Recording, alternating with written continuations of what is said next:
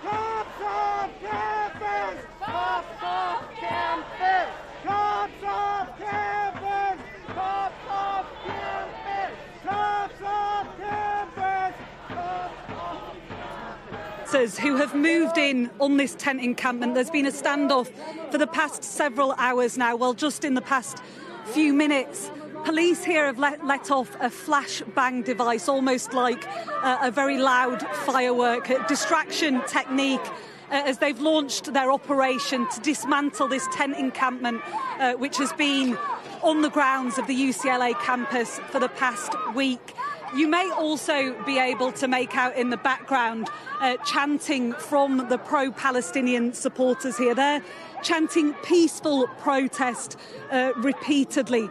I think what we've seen over the past 36 hours is these pro-Palestinian protests morph also into an anti-police protest. We saw yesterday evening violent skirmishes between pro-Palestinian and pro-Israeli factions, and the police absent for hours as that violence unfolded. So I think you can see the anger at the police reflected here today, which is presumably making their job even more difficult to do.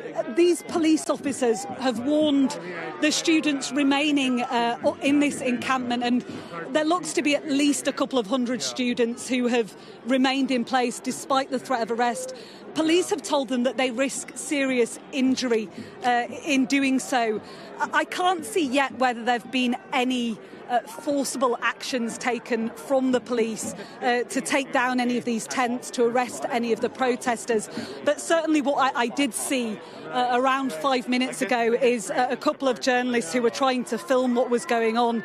They ended up tackled to the ground, phones smashed on the floor. So certainly the potential for this to result in violence. Tackled to the ground by the police or the protesters? I think by the police. I'm not sure whether it was as a result of people rushing up the stairs. I'll just ask Chris, my cameraman. He can maybe just turn round to show you the scene on the other side of these stairs. So there is a metal barrier separating these stairs from the encampment. You can see there a lot of pro-Palestinian supporters, protesters here in support of the students who were in and the non-students who were in the encampment. Now, when the police first went in here around 10 minutes ago, there was an almighty rush up these stairs, so it could have been that the journalists fell over as a result of that rush up these stairs, but certainly an unpleasant incident, and they seemed quite shaken afterwards. Well, Martha, do stay safe for us and continue this fantastic coverage, and we're going to come away from it momentarily. Again, we'll put the QR code on the side of the screen where you can watch it if you want to live. It's also on our feed on the Sky News website, and we will rejoin Martha at any even minor development from this tense position that we're in at the moment there at the university.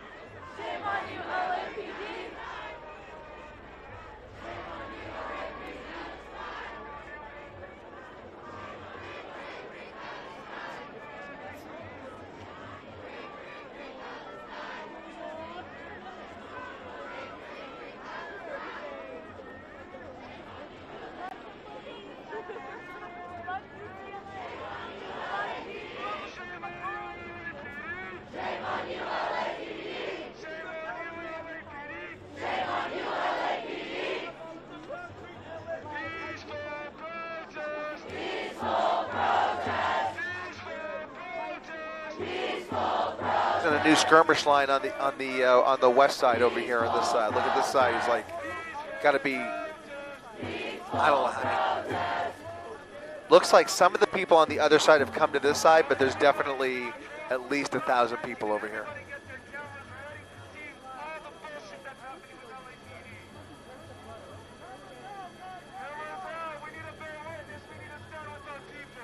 Copy, copy. Very good.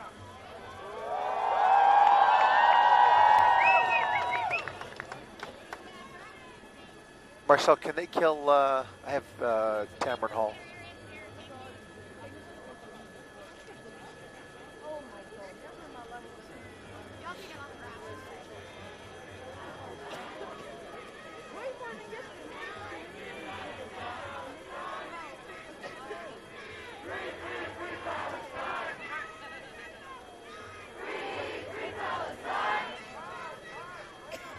Cool. Thank you, thank you.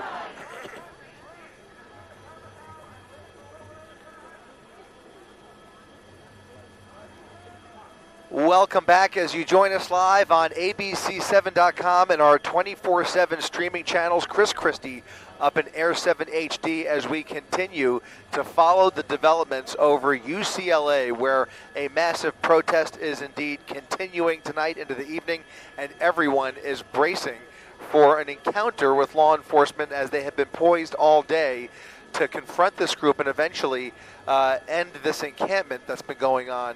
As you can see now, both sides of the encampment surrounded by skirmish lines. Just a little while ago when we left you can see that initial group of California Highway Patrolmen there on the other side of the barricade. That appears to have thinned out a little bit. There's a few less CHP and a few less LAPD, but on the west side of this protest of the encampment is a whole separate group that we've been watching all night long. Two large groups on both sides of the encampment, but this large group almost appears to have grown in size just in the last little while since we dropped down for a quick fuel stop. And now you can see there's also a new skirmish line that I don't think was there, at least I don't recall it being there a little bit early there on the steps of that fountain. Why don't we go ahead and let's do a full orbit, see if we can get like a full 360 view and check out the activity on the other side. You see that LAPD skirmish line, if I'm not mistaken, taking shape there. That was not there even a half hour ago, and it looks like there are a lot more protesters virtually surrounding that skirmish line of LAPD officers. You can see these are supporters who showed up late this afternoon to defend the encampment. These folks are not in the encampment. Well, actually, the folks you're seeing on this side of the plywall are, it looks like LAPD has actually entered the encampment there. That was not there. This was, they are now behind the plywood for the first time. We are now seeing law enforcement within the encampment. I had a feeling that things had changed, and certainly it appears things have changed dramatically in the last few minutes. LAPD, of all agencies, is now within the plywood wall that was built.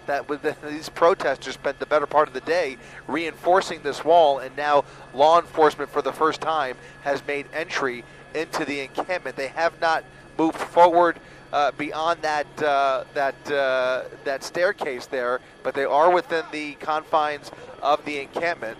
And as we've been talking about, California Highway Patrol is the agency that we expect will be leading the charge in confronting this group of protesters and ultimately taking down this encampment. You see the skirmish line there on the east side. Again, it's thinned out there. There's a pretty heavy contingent of LAPD officers now moving into position, strengthening that lead skirmish line, at least the lead LAPD skirmish line. There's about 4 skirmish lines in total on this side of the encampment, keeping a good distance between the supporters who have shown up to defend the encampment and the actual encampment itself. About a dozen or two officers now walking across the field here, and looks like they're going to walk into that building. Let's go ahead and swing it back over to the west side, where it certainly appears things are a bit more dramatic, and the proximity between police and protesters are about as close as it's been the entire day. First of all, I did not expect to see. In fact, look at that. There's a couple of groups of officers here. They've almost formed a bit of a circle. There's a lead skirmish line there near the staircase, and then a whole nother line of officers. Let's go ahead and try and count them. It looks like they have some less lethal weaponry there. I would say about 24 officers that are now face to face with these protesters. That would explain some of the yelling that I heard on some of the live streams there. We're getting a better aerial view of what has happened here just in the last 30 minutes. Definitely a much different posture here, as LAPD is within the confines of the encampment, the Gaza Solidarity Encampment.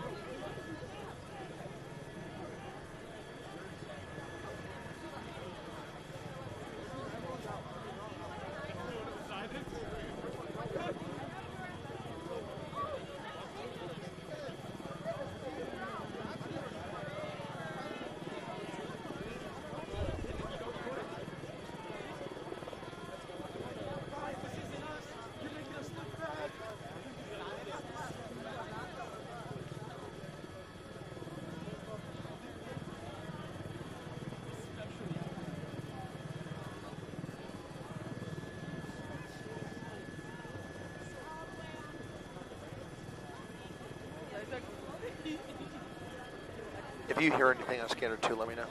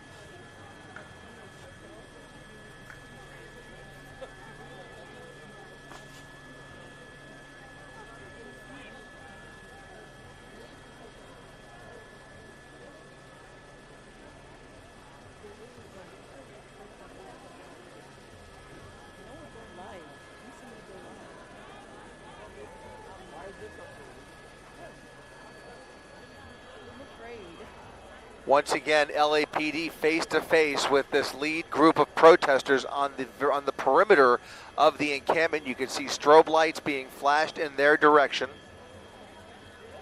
There have been reports of objects being thrown at them, although we are not seeing that, but it does appear that there was some tense moments as the LAPD made their way up the staircase and entered the encampment. You can see the skirmish line extending the entire 200-foot distance between Powell Library and Royce Hall, and you can see opposite those officers a solid line of protesters wearing mostly white helmets, white and yellow helmets, as they're basically face to face with these officers.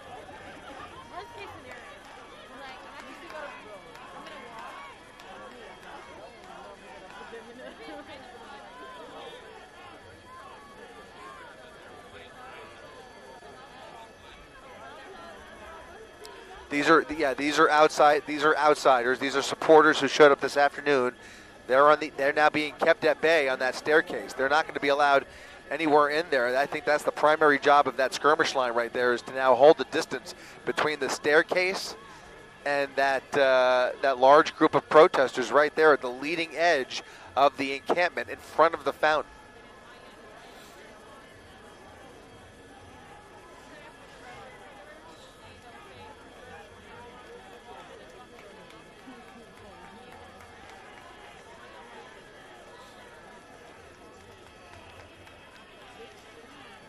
Looks like more people kind of gathering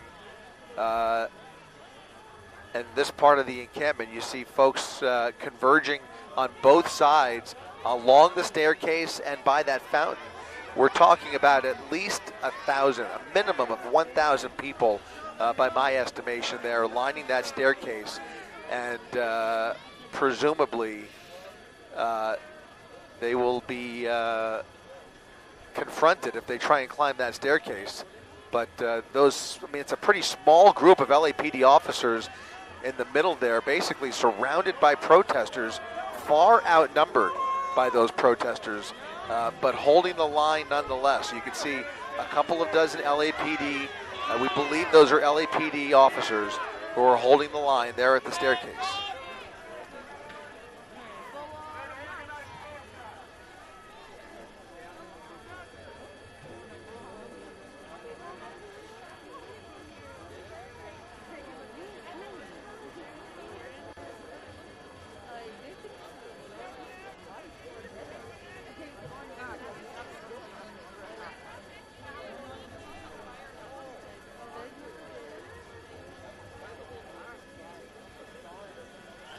Well, it certainly begs the question, what prompted LAPD to make their way up the staircase, and would they have made it up the staircase if they did not expect imminent action by the agencies in charge of this operation? I really wonder if we are indeed getting closer to some type of movement by the California Highway Patrol and the Sheriff's Department.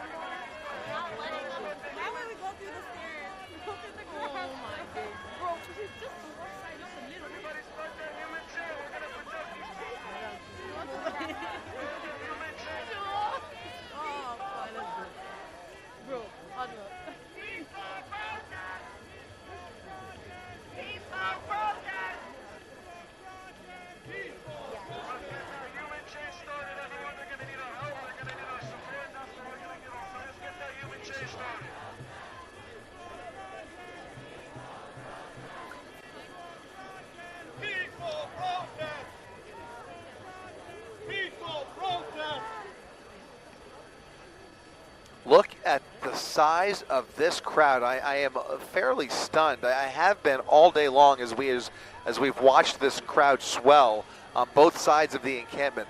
There are at least 1,000 protesters on either side of these officers. About 1,000 people along the staircase here, and another 1,000 people on the opposite side. Or at least hundreds on the opposite side within the encampment. We've estimated between 300 and 500 people in that encampment, and there's a whole nother mass of people on the opposite side of the encampment. We can go ahead and tilt up there. You can see people lining the barricades up there along Portela Plaza. It's got to be another at least 500 people, 500 to maybe even 800 people on that side of the fence there. Yep.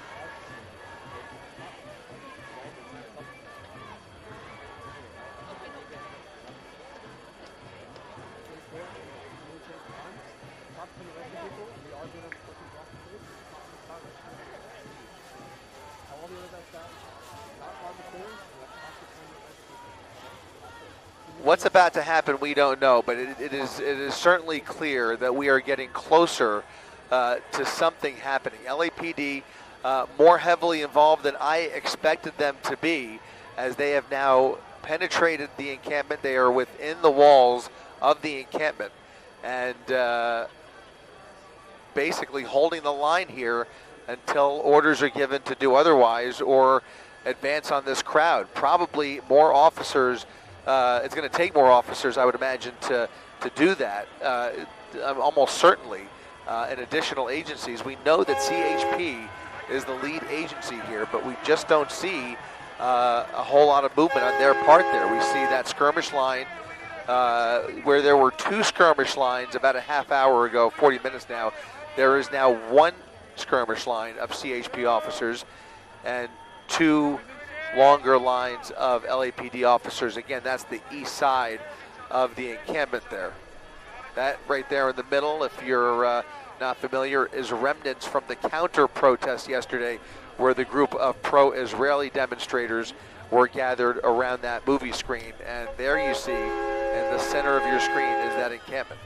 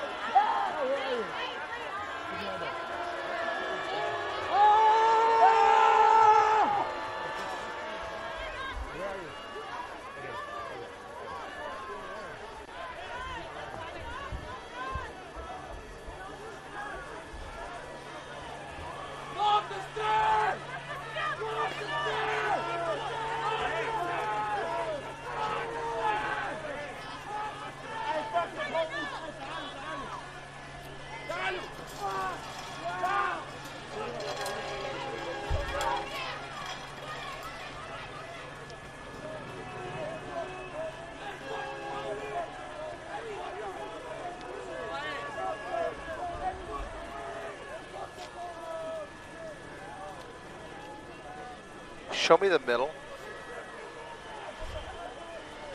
What's going on in the middle of that encampment there?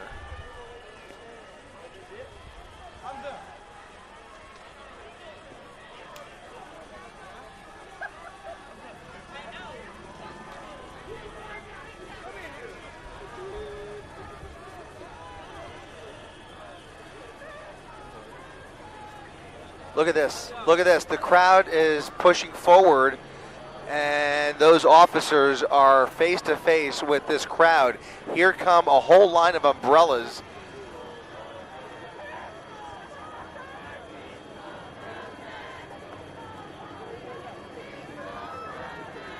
A lot more commotion now within the confines of the encampment as LAPD is now retreating. LAPD is now retreating from the encampment. They're retreating from the encampment. There are encounters with protesters. LAPD now scuffling with these protesters. The supporters who have shown up on that staircase, they are now fist to fist with some of these protesters as they try and make their way down the staircase. LAPD is retreating from the encampment as the crowd has converged on at least 36 officers who were apparently holding that skirmish line. That skirmish line is not holding, and those officers now retreating as they are being pushed out, completely out of the encampment by no less than a couple hundred protesters on the encampment, within the encampment, within the confines of that plywood wall.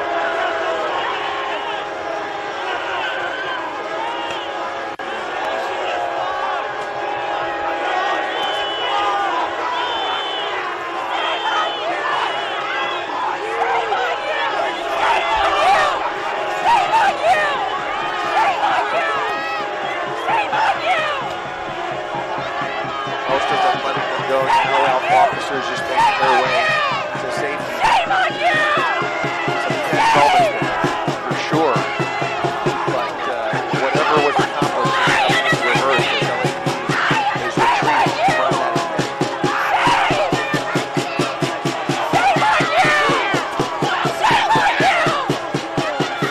There's somebody taken down. LAPD taking somebody down there.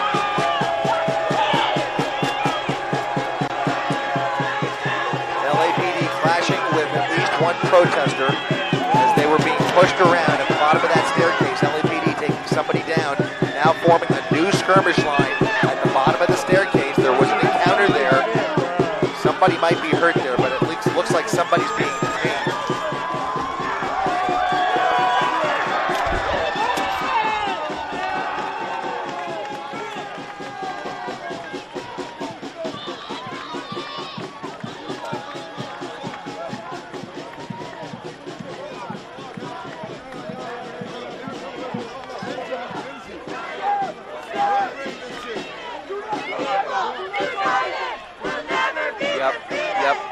Yep. Is it just one person? Okay.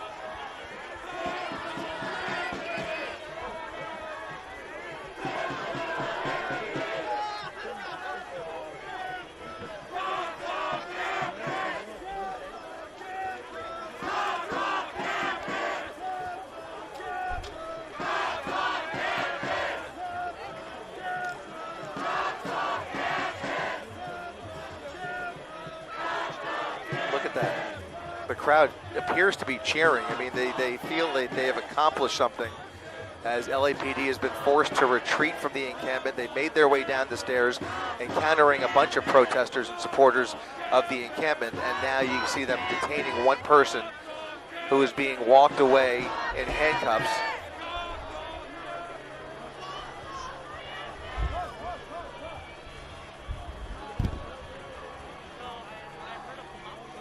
This is just really a recipe for disaster here. I mean, what has changed that prompted LAPD to make their way up the staircase in the first place? We'll stick with this person here who's being walked away. But what prompted LAPD to make their way up there? I wish we were here when it happened, but I just can't tell you how that happened or what prompted that.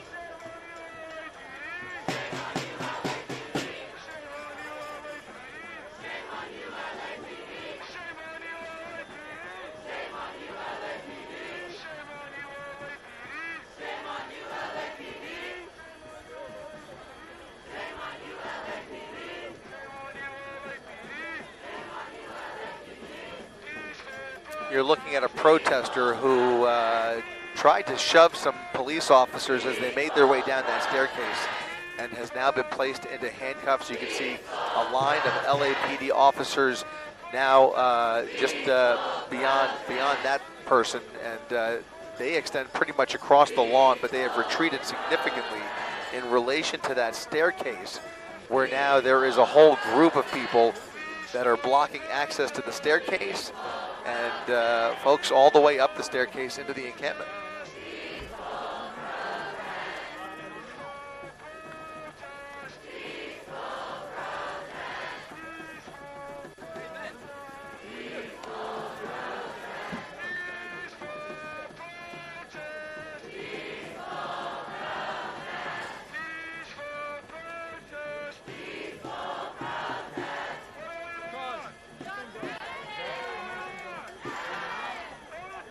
Yeah. Seriously.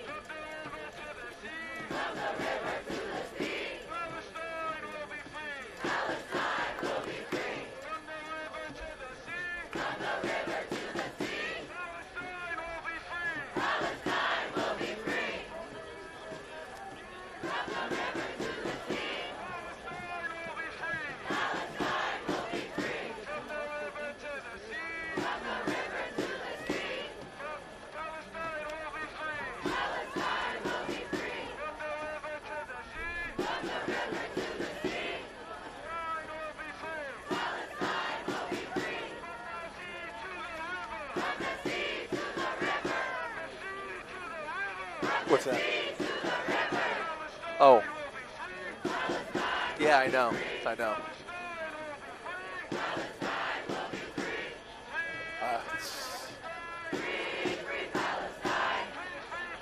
It's frustrating.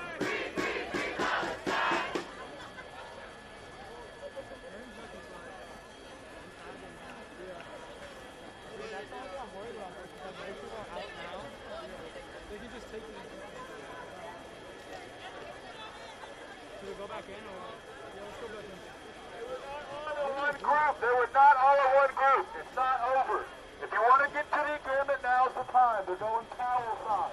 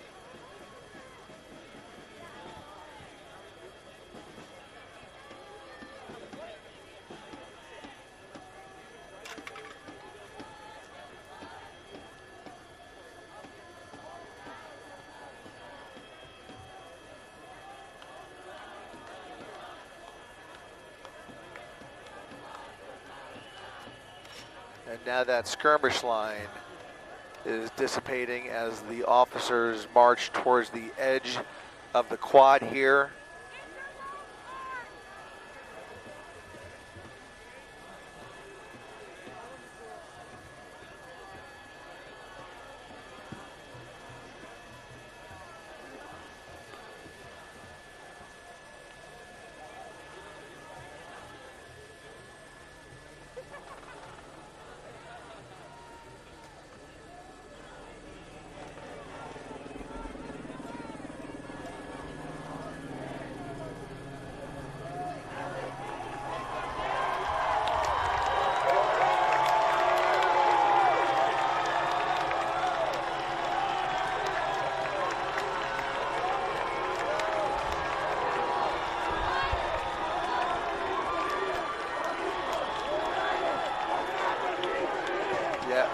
Let him go.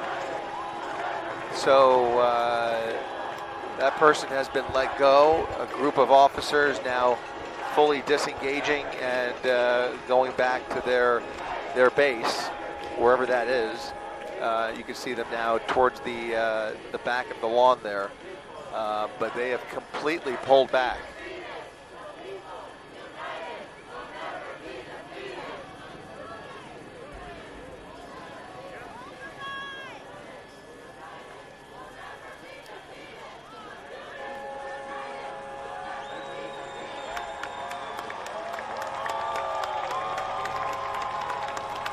Yep.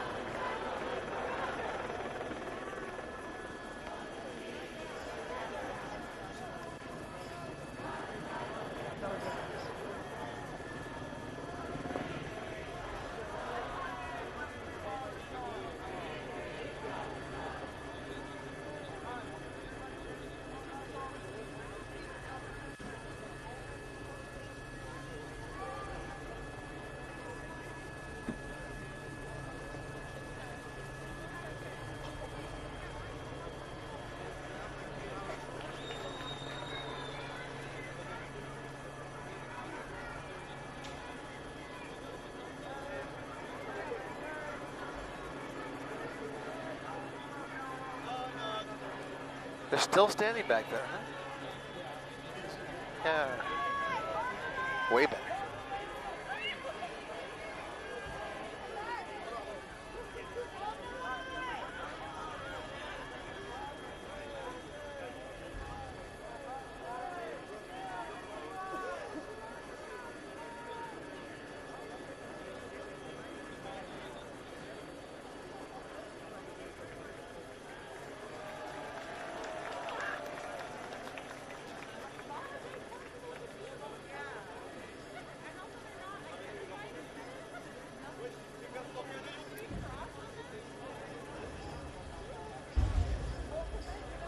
Looks like that side of the crowd has actually dissipated a little bit. I think a lot of the folks on Portela Plaza there at some point made their way to the opposite side of the encampment.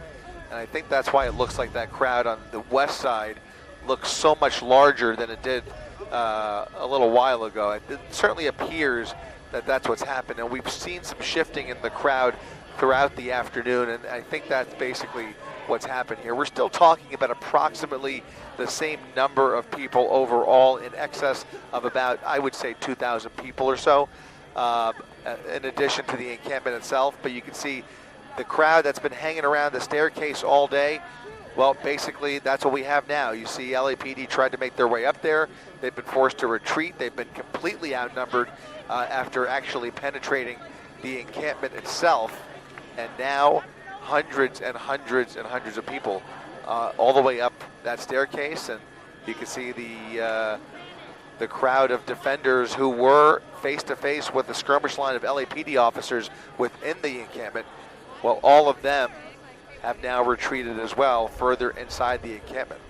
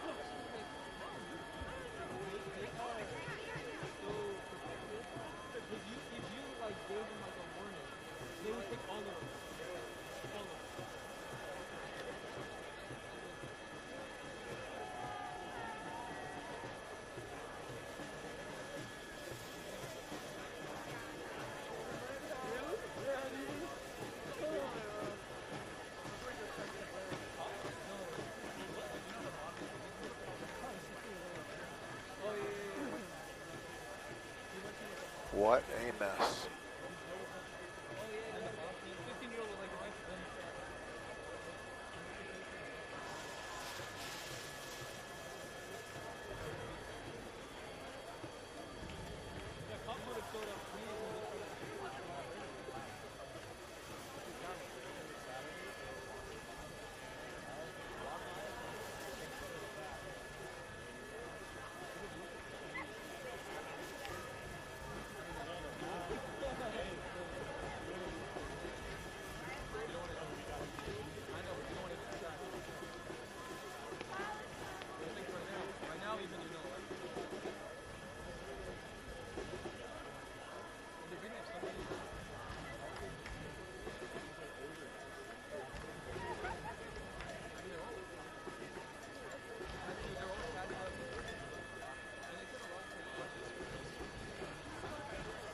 Yep.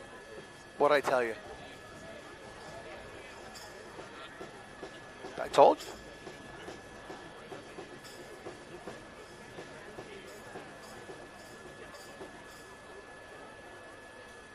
You do some orbits.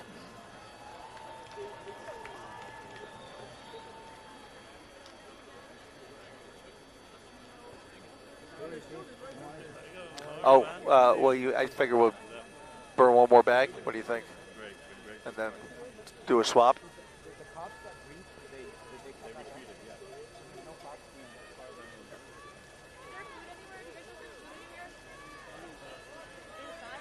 Any activity there in the middle? I see some more lights.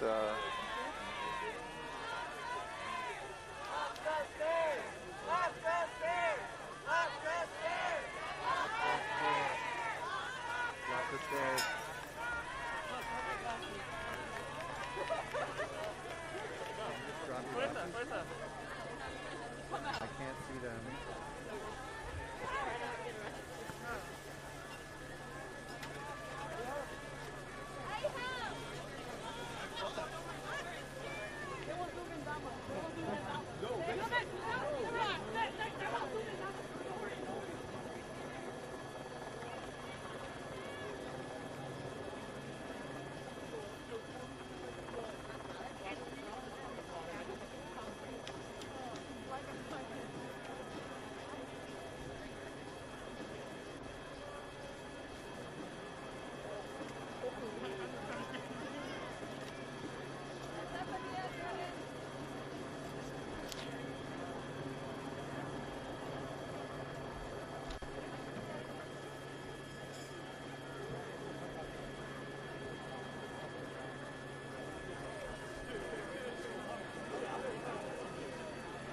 Yeah.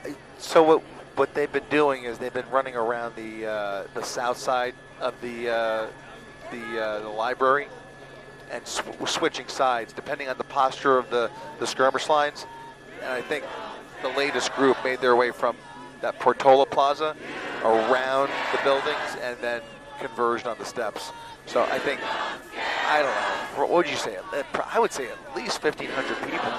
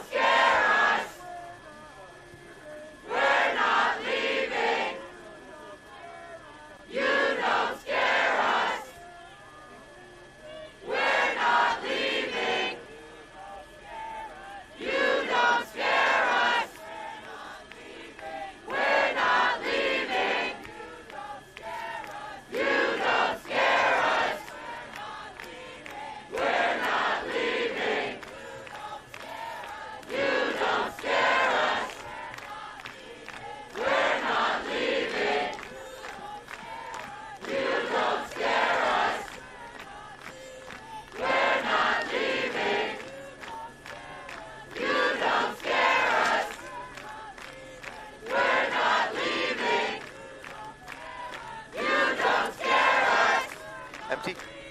We're not leaving. You don't scare us. There was a report of an officer injured, but I think he was fine. You don't scare us. We're not leaving. You don't scare us. We're not leaving. You don't scare us. We're not leaving. You don't scare us. We're not leaving. You don't scare us. We're not leaving. You don't scare us. We're not leaving. You don't scare us. We're not leaving. That You ambulance. don't scare us. We're not leaving. You don't scare us. We're not leaving. You don't scare us. We're not leaving. You don't scare us. We're not leaving. You don't scare us. We're not leaving.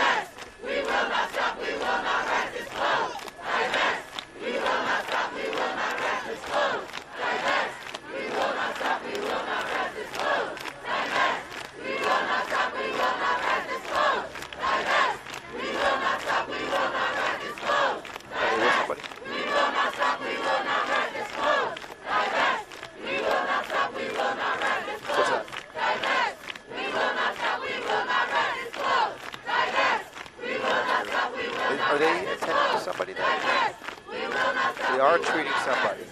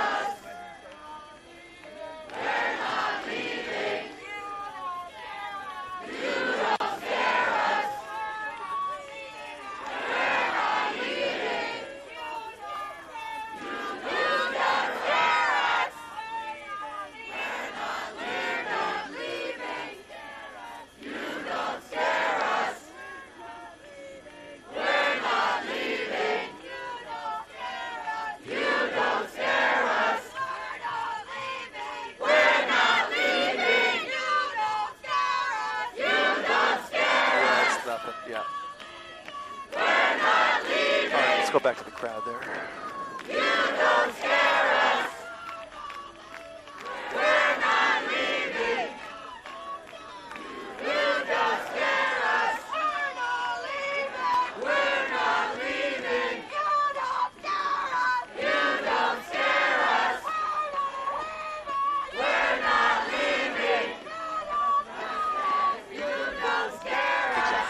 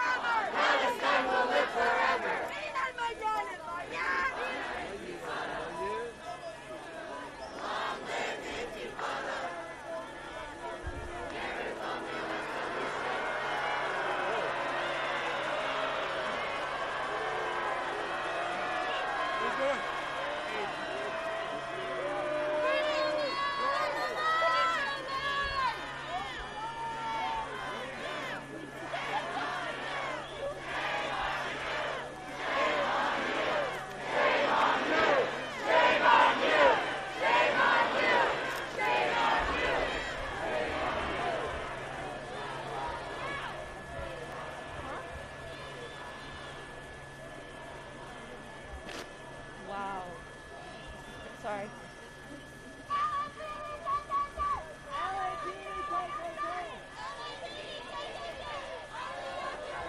Look at this. Mama?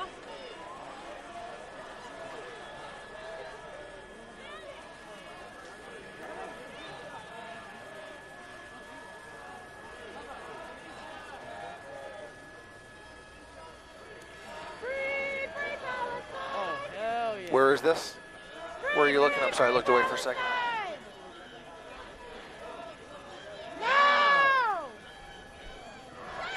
Got it, okay. Very good.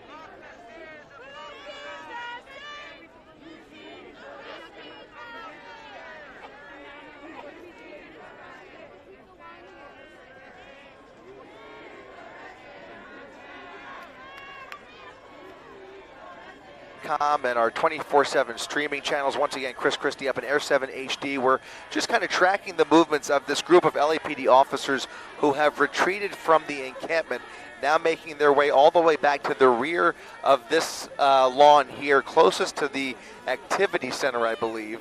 And they have now been joined by a separate group of officers to form a skirmish line about a couple hundred feet away from the staircase. This is a staircase that they at one point made their way up, confronted a bunch of protesters at the top of the staircase, even entered and penetrated the plywood wall.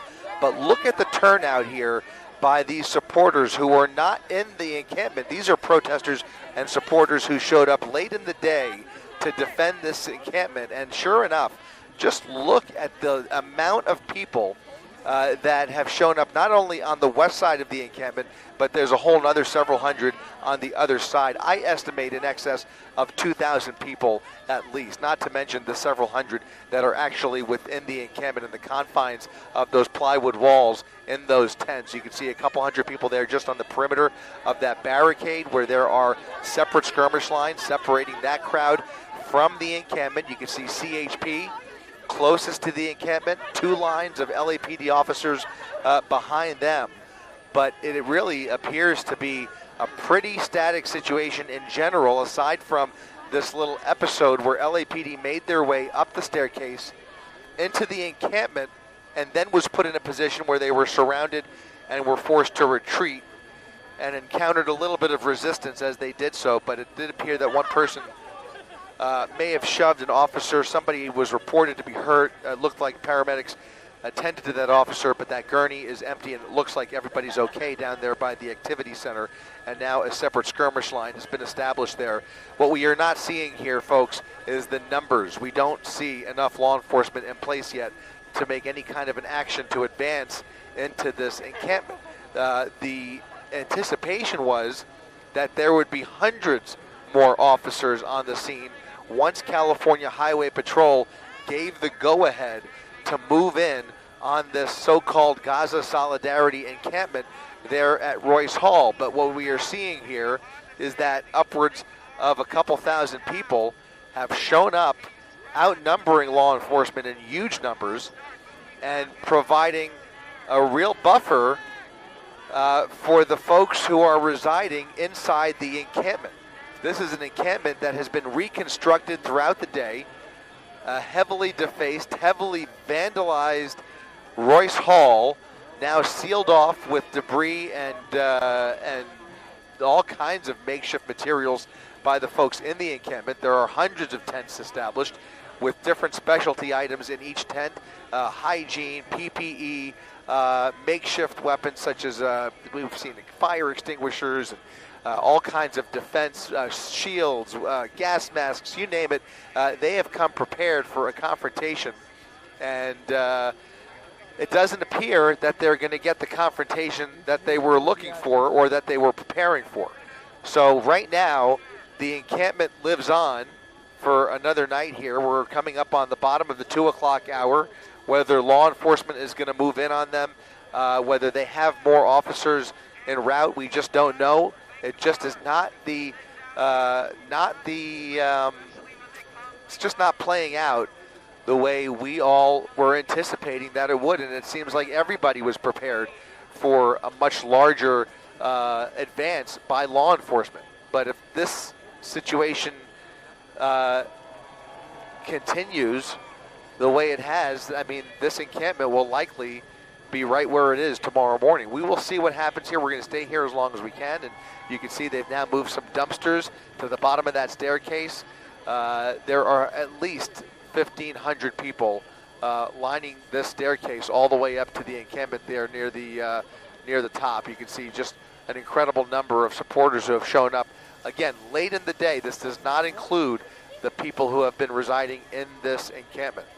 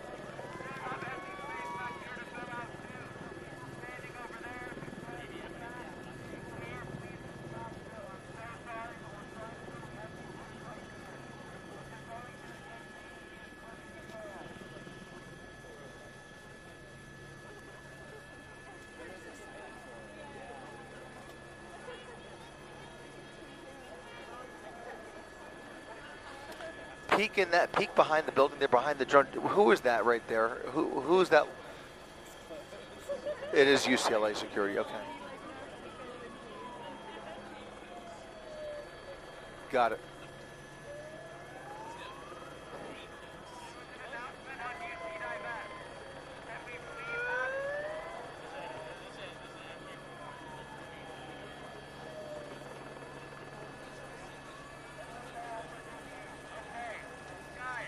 Nothing. I mean, there's no activity. Was that right?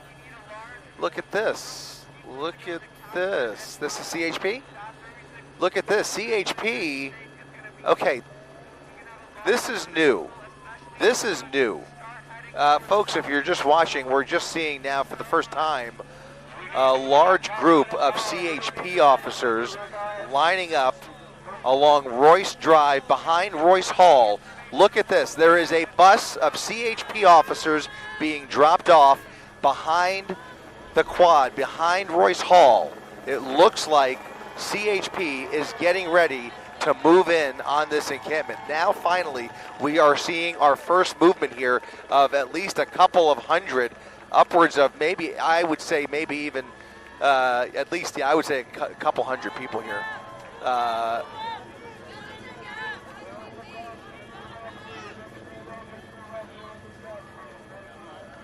This is starting to take shape, folks. You can see more buses, more buses. We've got 3 buses of CHP officers being dropped off behind Royce Hall and now lining up.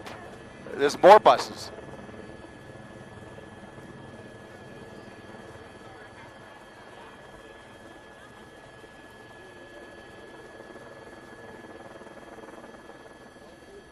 All right, things are taking shape here, folks. We could count at least a couple hundred officers now lining up and preparing for action. They are fully equipped. They've got their gear on, and we will see if the situation is about to change here. But it has been mostly static throughout the night. Obviously, if you've been following along with us, we've seen some attempts to confront protesters by LAPD, but we really never expected LAPD to play a major role in this operation. It was always to be that the California Highway Patrol would take the lead in executing whatever orders were given to them in terms of handling this encampment and handling this unlawful assembly. So now California Highway Patrol immediately behind Royce Hall. By the way, Marcel, work with me here. You see where they are lined up right there where you're pointing? They're starting to walk in the direction that I want you to tilt down slightly, and you can see that the students have set up a table, a first aid table, near the very entrance. Right there is the entrance to the encampment. There's going to be a confrontation. If there's going to be a confrontation, it's going to be right here at that staircase near the top of your screen as officers eventually make their way through this parking lot. We're going to see what's going to happen here, but something is about to take place as officers finally come face to face with these protesters in the encampment who have been preparing all day to guard the entrance to the encampment adjacent to Royce Hall. This is a dramatic development that we have been anticipating all day and all night, and now you can see at this late hour as we come up on the 3 o'clock hour, finally we are seeing a long line of CHP officers confronting this group here momentarily.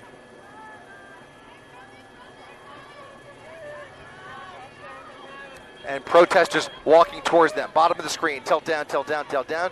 You can see another group of protesters walking in their direction. They're going to start converging on the entrance to the encampment here. Here we go. Here we go.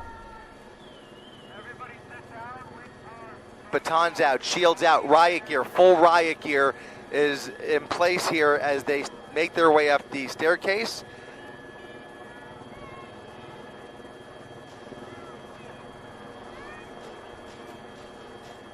Here we go. Push in there. Let's push in and see what they do.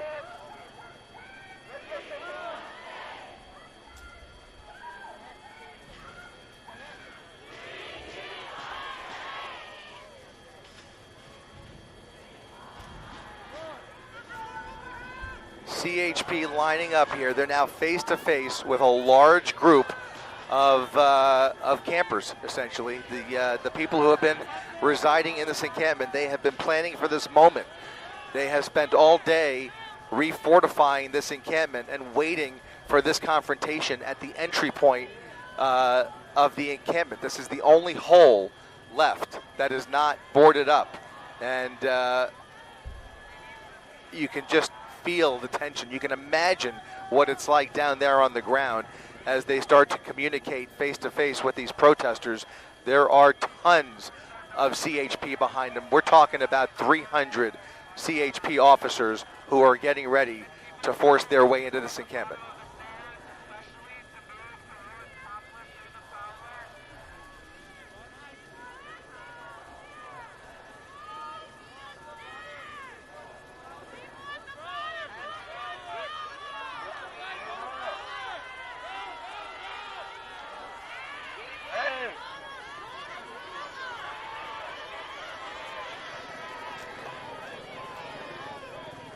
Well, this is it, folks. You can see a large group here, in excess of 200 to 300 CHP officers being dropped off by buses, ready to confront these protesters. There are folks who have been residing in this encampment on the right side of your screen here, and on the left side by that staircase right there, you're looking at a group of supporters who showed up here late in the day, part of a much larger group near the bottom of your screen. This is the same group that just forced LAPD to retreat from the encampment. Not sure how they even made it up there, but in any event, CHP now ready to execute on their orders to take this encampment down, and I think it's about to go down, folks.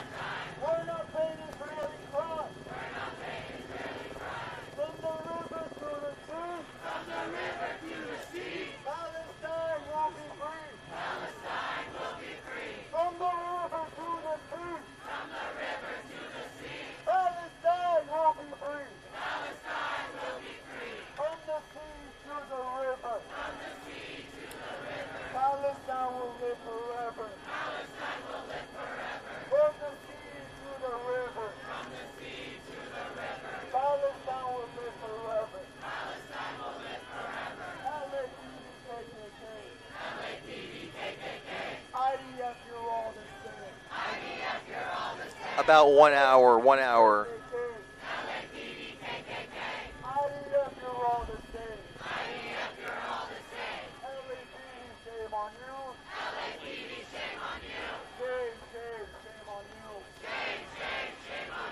People are now converging from all over that encampment right to this corner of the quad. You have supporters on the left who are here to defend the encampment, and you have the people who have been setting up this encampment all day, holding the fort down and refortifying this wall, now at the entrance of the encampment. This is the entrance to the courtyard in front of Royce Hall, where those officers have now been dropped off.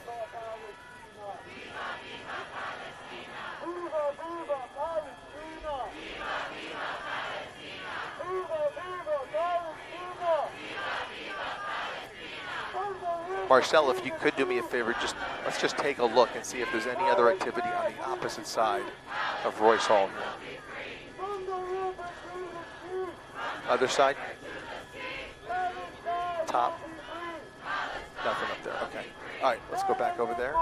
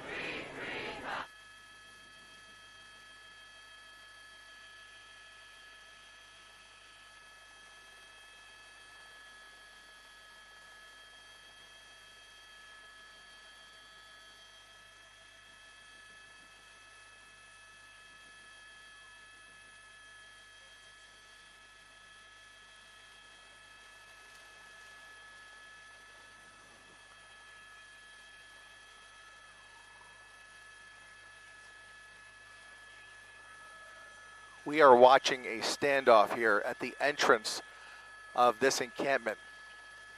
The walkway that leads right in front of Royce Hall is now completely blocked with protesters. You can see another line of CHP officers making their way to the front here. They have a small gap to fill, and it's about, man, I gotta say at least 250 to 300 officers in this group here. They're gonna eventually, I would imagine, push their way up here, but this group is ready for a fight. This group is ready for a fight. I could tell you that the California Highway Patrol airship is inbound, making their way back over to campus here.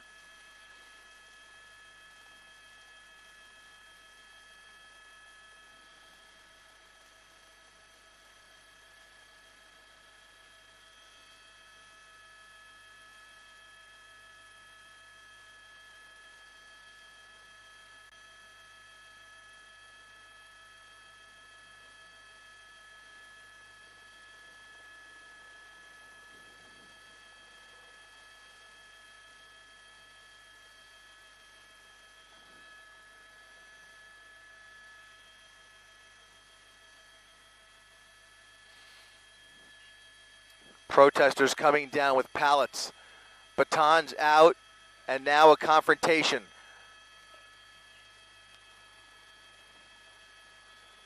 CHP officers now coming fist to fist with some of these protesters, ripping some of their defenses right out of their hands.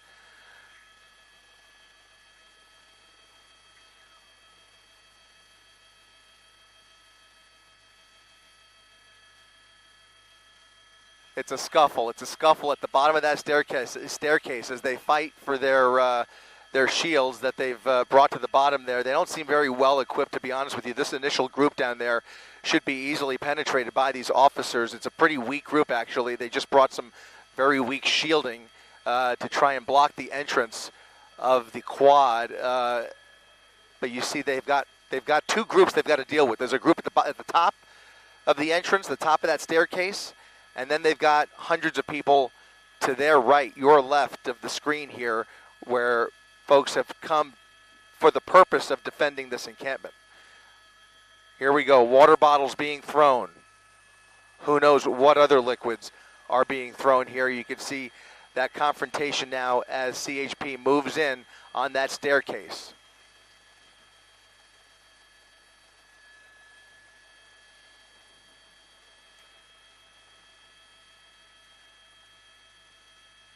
They're going to be as methodical as they can here and try to use the least amount of force possible to make their way up that staircase into the encampment. But it's all happening right now, live on ABC7 and your 24/7 streaming channels here. Chris Christie up in Air 7 HD as we continue to follow major developments here on the campus of UCLA as the CHP prepares to take down this encampment. A confrontation now taking place as hundreds of officers are now face to face with these protesters.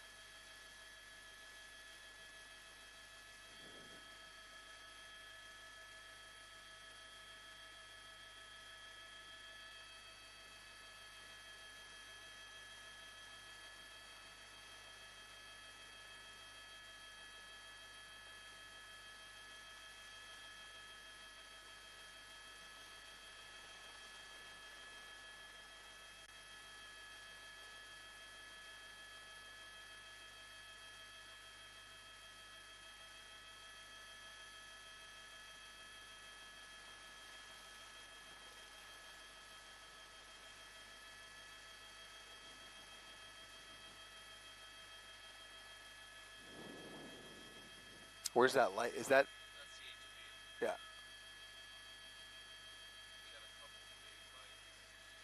It's difficult to see through there. Yeah, it's yeah,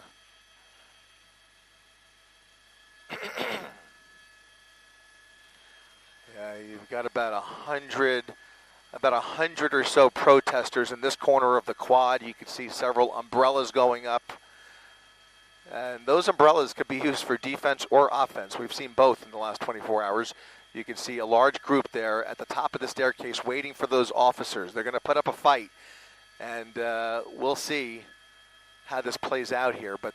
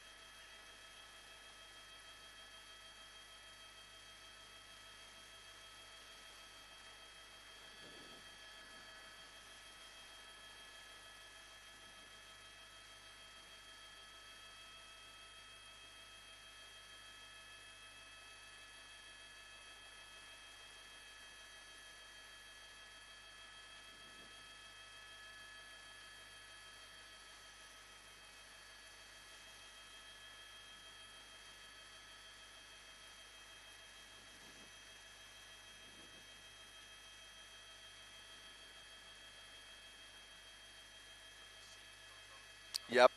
Are they? Okay. Copy that. Thank you.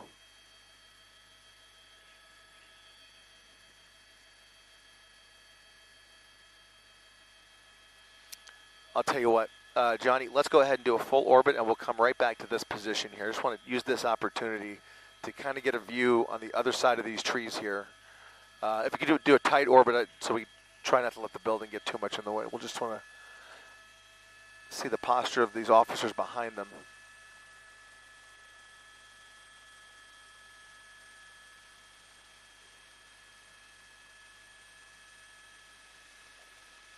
More objects being thrown at those CHP officers.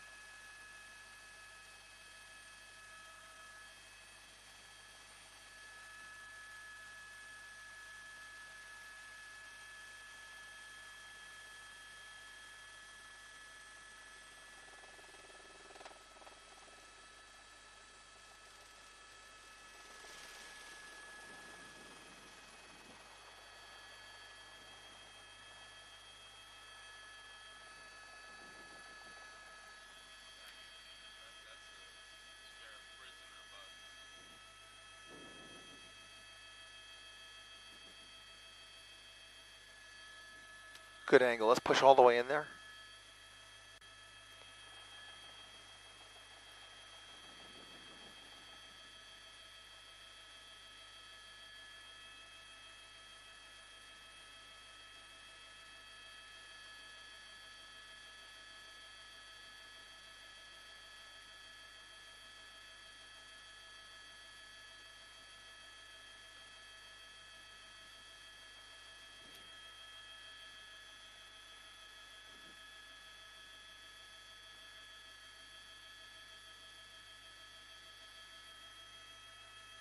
Look at these people. They're climbing through the bushes to try and crowd the staircase. You see a whole bunch of people on the staircase with umbrellas extended all the way out here.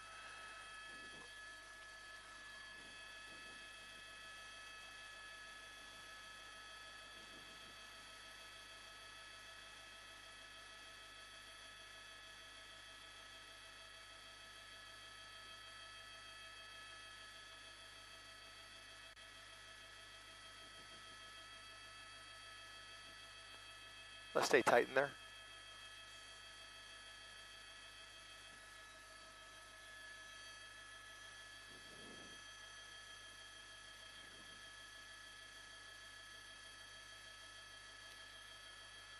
Impossible to tell. I'm just trying to decipher what the next steps here are. It's impossible to tell whether there's some kind of a dialogue being exchanged here, or what the next move here is for these officers. Trying to figure out what type of tools they can employ here within their rules of engagement to try and figure out how to get to the top of that staircase and move these people out of the way.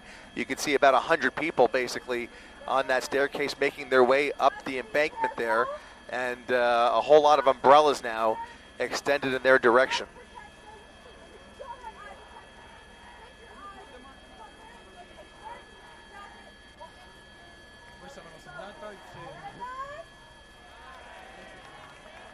What are those yellow things?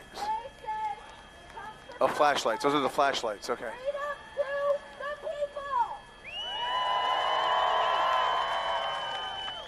Sorry, I've got a lot of flashlights.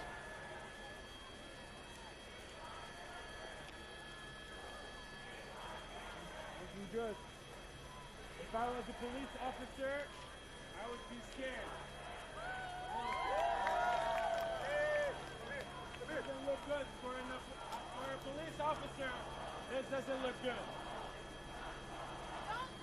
From this angle, for a police officer, you guys don't look so good. No, scary. Difficult mission.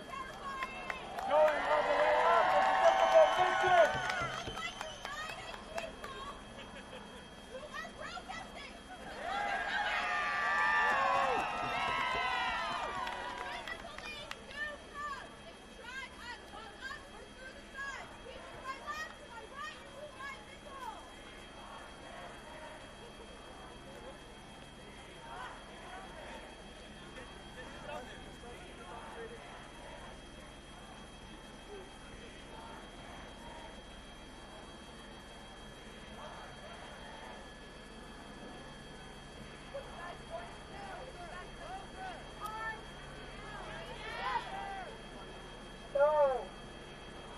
Can't help but feel like the more time they spend here, the more opportunity the rest of the protesters inside the encampment are going to have to prepare here.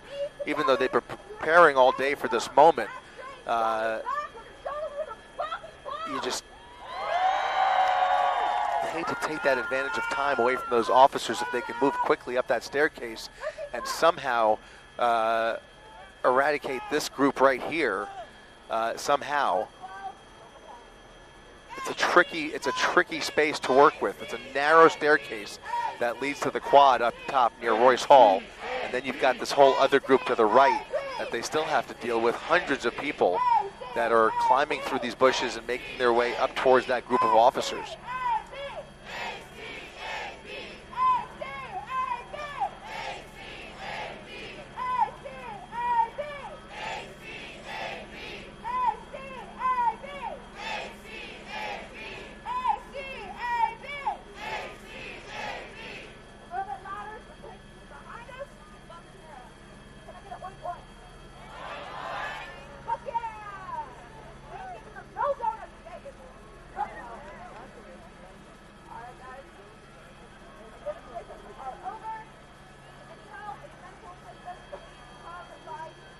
That's what I was thinking. That's why I wanted to see the other side of, if they would have come up from different angles simultaneously. Yep. All right, so that skirmish line is intact.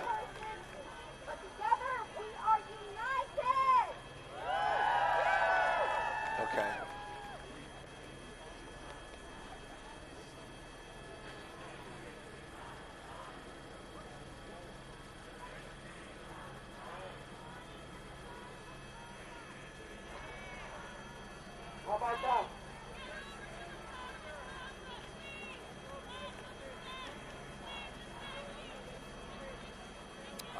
Additional officers being dropped off. This is a separate bus.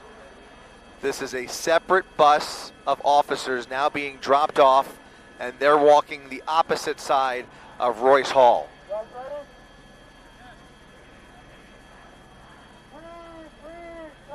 They're going to come around the other side. Okay, a separate group of officers, a whole nother busload of officers has just been dropped off. They're making their way to the east side of Royce Hall. Can I have the bottom third of the stairs sitting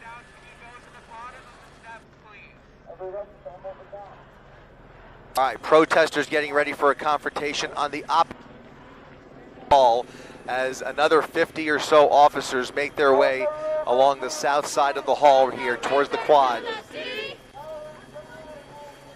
Palestine will be free. From the river to the sea. Palestine will be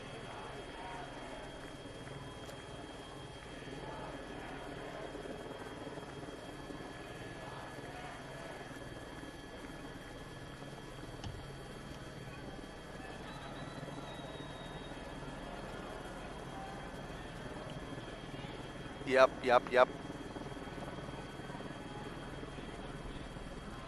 They may. That makes the most sense. Some of them moved over. Yep.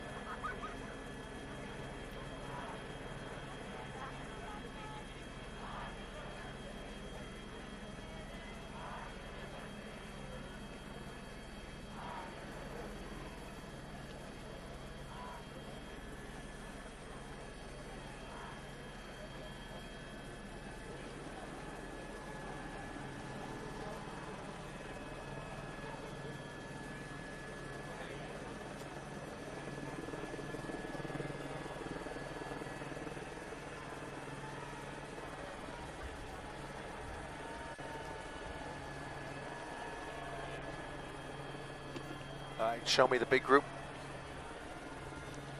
Some people in custody under that walkway. All right, let's bring it back over here.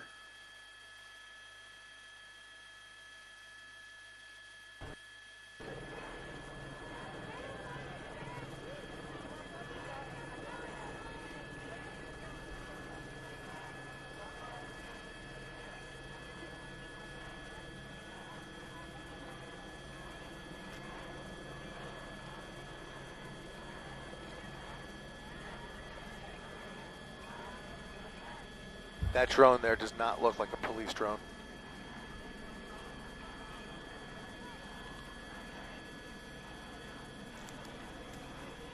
Yep.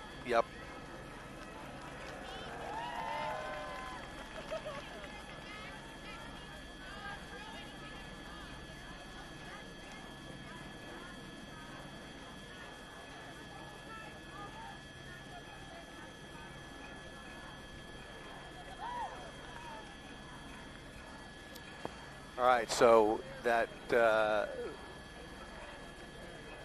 some of these officers have come from that original group. There was another bus that was dropped off here. I estimate maybe it's hard to tell with that tree there, but at least 50 or 60 officers over here now forming a new skirmish line as they get ready to advance on the opposite side of Royce Hall. You can see students confronting these officers, trying to communicate.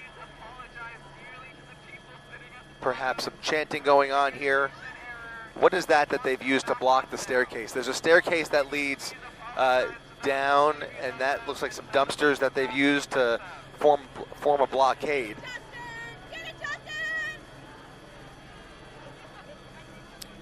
And here they go. They're going to move forward.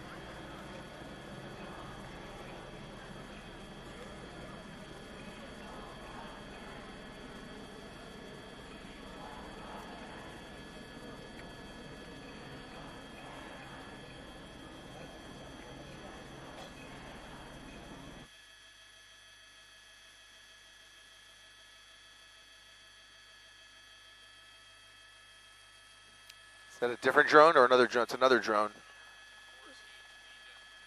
More CHP moving down to the bottom here. All right, they're starting to scatter out more. This is smart here as they kind of surround this corner of the quad. There's a group right there that's going to move forward against those dumpsters, and then you have about how many over there on the right, all the way to the right? A small little group there, yeah, about another dozen or so. That are now just about 30 feet away from the front of the encampment. Again, that's the east side of the encampment. If we move back over to the west side of the encampment, there is more chanting and flashlights in the faces of those CHP officers. Even a laser at one point I saw there pointing at those officers. They're screaming and chanting and refusing to let those officers budge. They haven't pushed too hard yet, but there's a lot of people in their way, and they've got to make their way up a small, narrow staircase to get into the quad here. So it's a tight space that they're working with.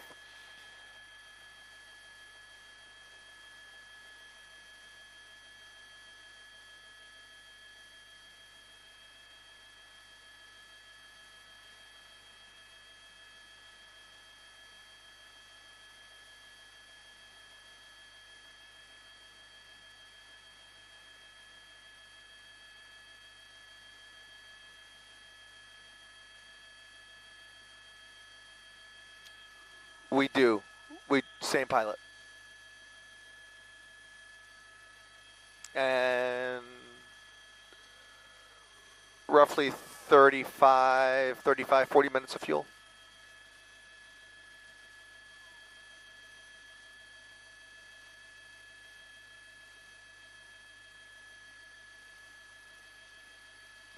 Sounds good.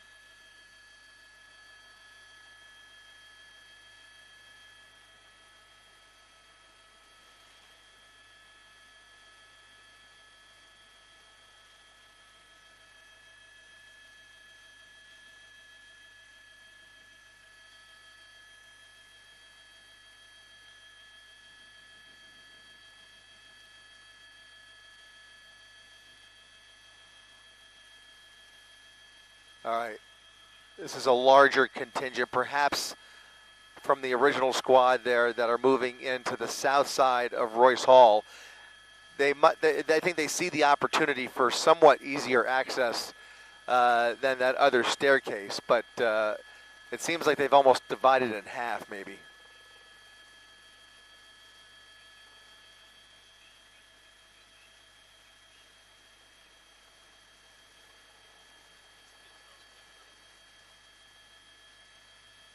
Are they? All right. So that front line there, that front line of students appears to be putting their hands up, some of them at least, and just giving up. We'll see if they can advance through those bushes here or maybe tear down that blockade. But it looks like not much resistance from that first group of students. The students are actually removing the blockade and moving the barricade from the stairs.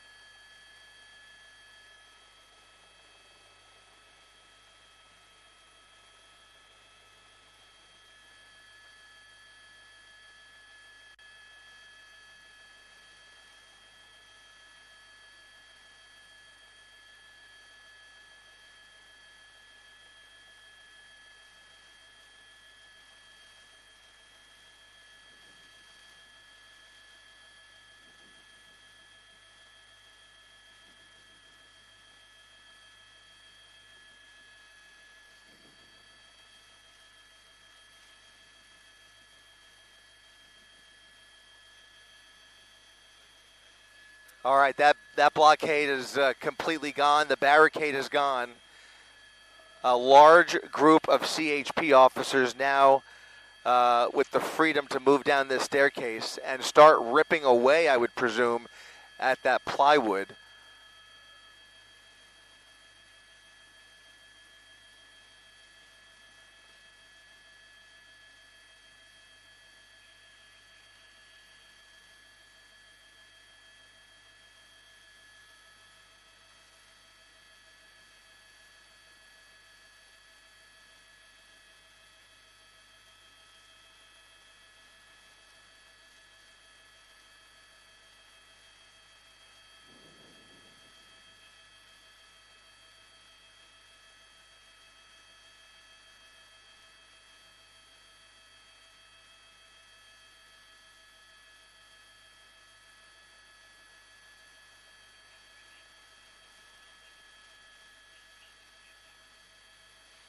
Look at the dozen. There's a dozen or so CHP officers now closing in on the front of the encampment, and it looks like somebody's about to give the order to go ahead and move in here. I think we're seconds away from seeing some movement here on the east end, on the east side of this encampment, where there is a large makeshift plywood wall that has been under construction all day.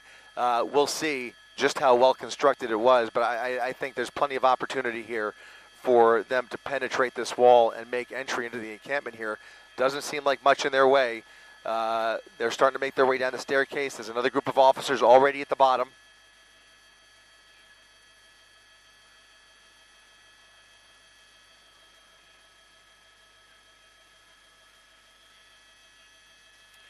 Here they come. They're coming down the staircase.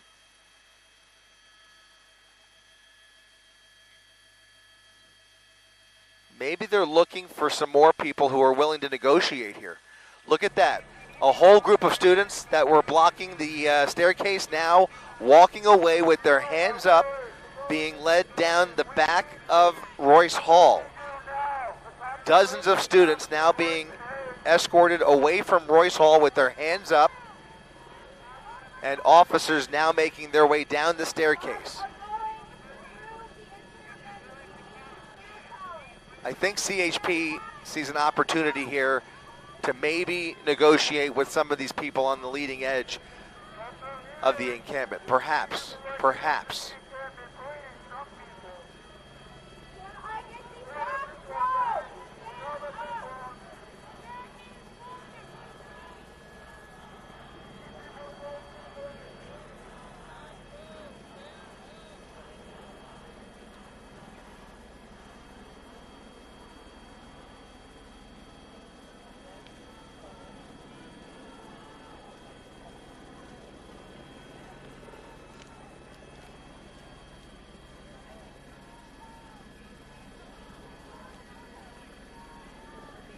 All right, some barricades coming down. They're going to penetrate this wall here pretty quickly, I think.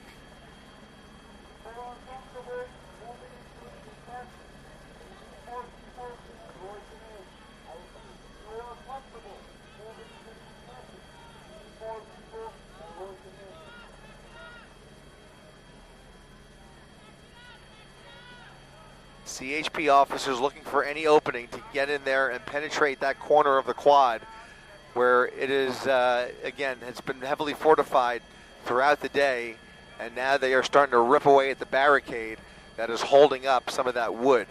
They have stockpiled tons of wood over the course of the last 24 hours, and you can see that a bulk of the people in this encampment have gravitated to either side of the encampment, where there are now two sets of CHP officers attempting to penetrate the perimeter of this encampment.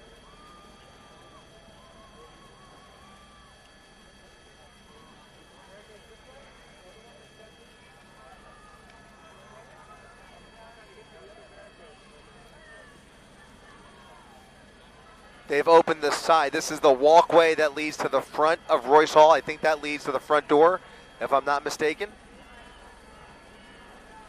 It's a foyer that kind of leads to the front of the building here. It looks like it may be penetrated. There are a whole group of supporters and protesters under that roof there, and you can see umbrellas trying to conceal, or maybe, I don't know what they're doing with those umbrellas, quite frankly. But it's bad luck, right?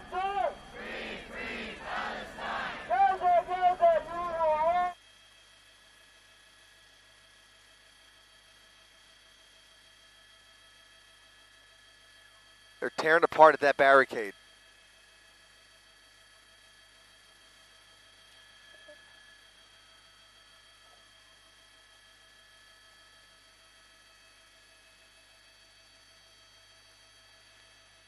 Some more pallets being pulled away here.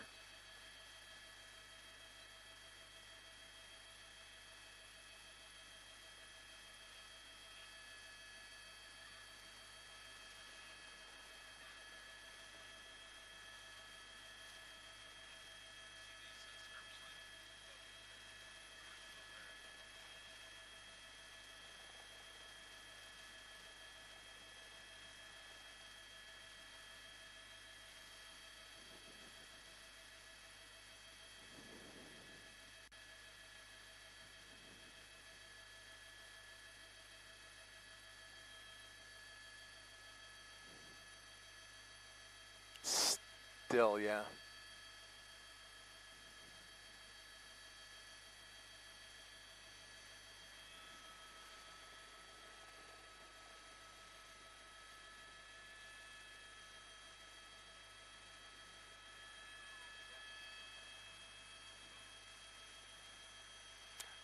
Yeah, what you guys say when?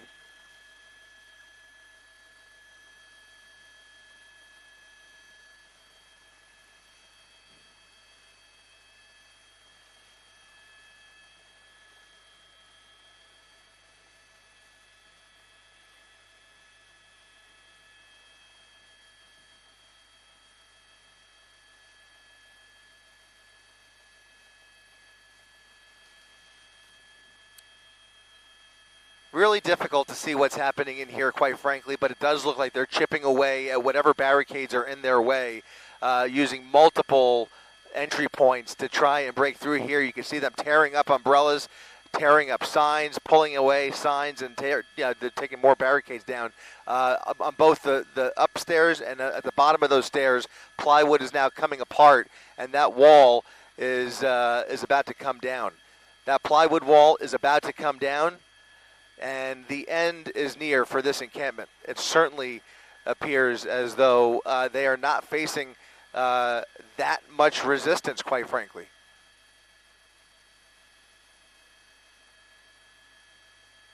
They're working very methodically, but they don't seem to be putting up with much fight.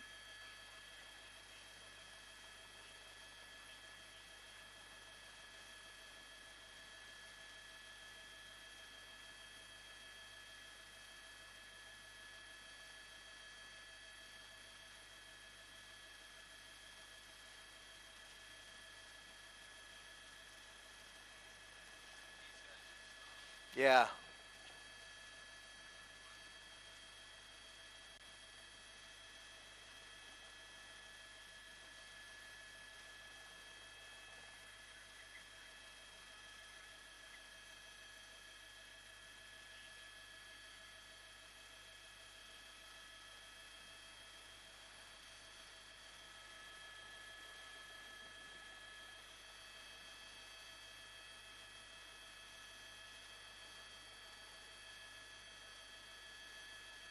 Continuing to pull away at that plywood.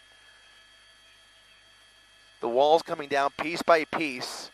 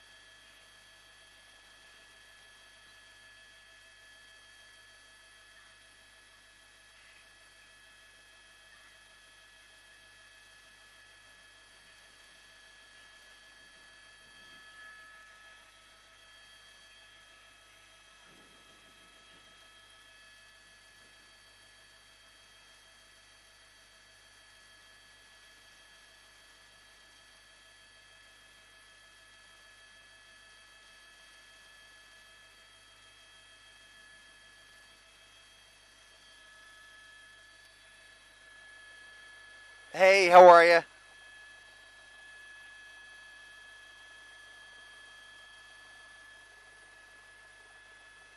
Okay.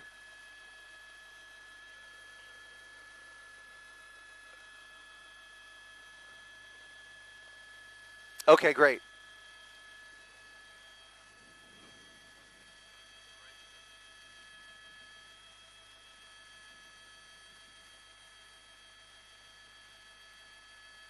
So in other words, a self-toss? Copy. Thank you.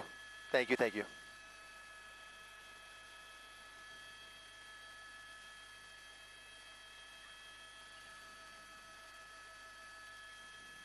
Standing by.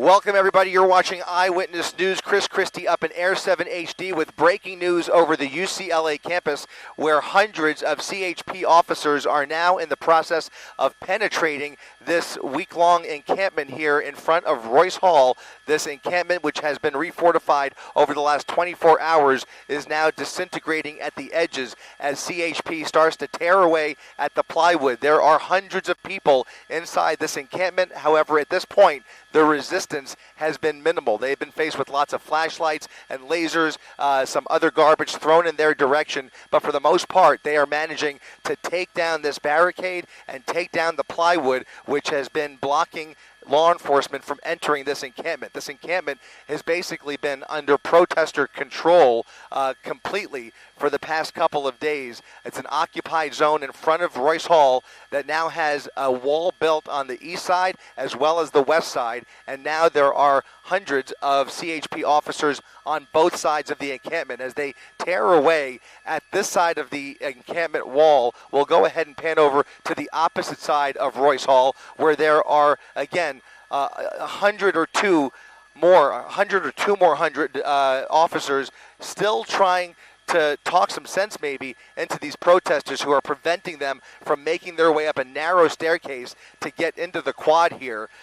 Something is going off on the side. I don't know if it's fireworks or what, but something is going off. What is that? What is that? Is that bottle? Yeah, there's like some bottle rockets going off that are almost blinding up here, and it's coming from the edge there. So somebody's launching bottle rockets in some direction. I can't tell exactly where they're coming from. Anyway, you can see about 100 or so CHP officers on this side. I'm sorry, less lethal rounds being shot into the encampment. There are less lethal rounds being shot into the encampment. These are coming from CHP. These are coming from the CHP side of the wall, and as shots are being fired into the encampment. These are not bullets. These are less lethal rounds that are being shot into the encampment. That might be what was catching the corner of my eye here.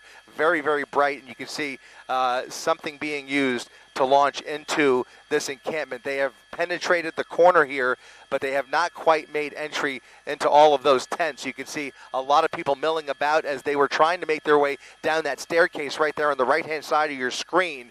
There were a couple of dozen students blocking their way, as well as a couple of dumpsters blocking the staircase, and at some point, the students ended up putting up their hands and helping in removing the blockade, allowing those officers down the staircase. Now making their way into the encampment, penetrating that plywood wall has proven to be a little bit more difficult, but you could see whatever is being launched into the encampment is producing a haze. It's producing a haze that you can see on the camera lens here. So something has been launched in there. It is creating a haze. We're now peering through the haze to try and get a better look at both sides of Royce Hall, where now hundreds of CHP officers are executing the dispersal order that was given at 6 o'clock on Wednesday evening. There was an unlawful assembly declared at around 6:15. A dispersal order has been repeated over the last 6 to 7 hours, and now finally CHP moving into position to try and penetrate this encampment and as peacefully as possible remove these students and protesters from this illegal, unlawful assembly.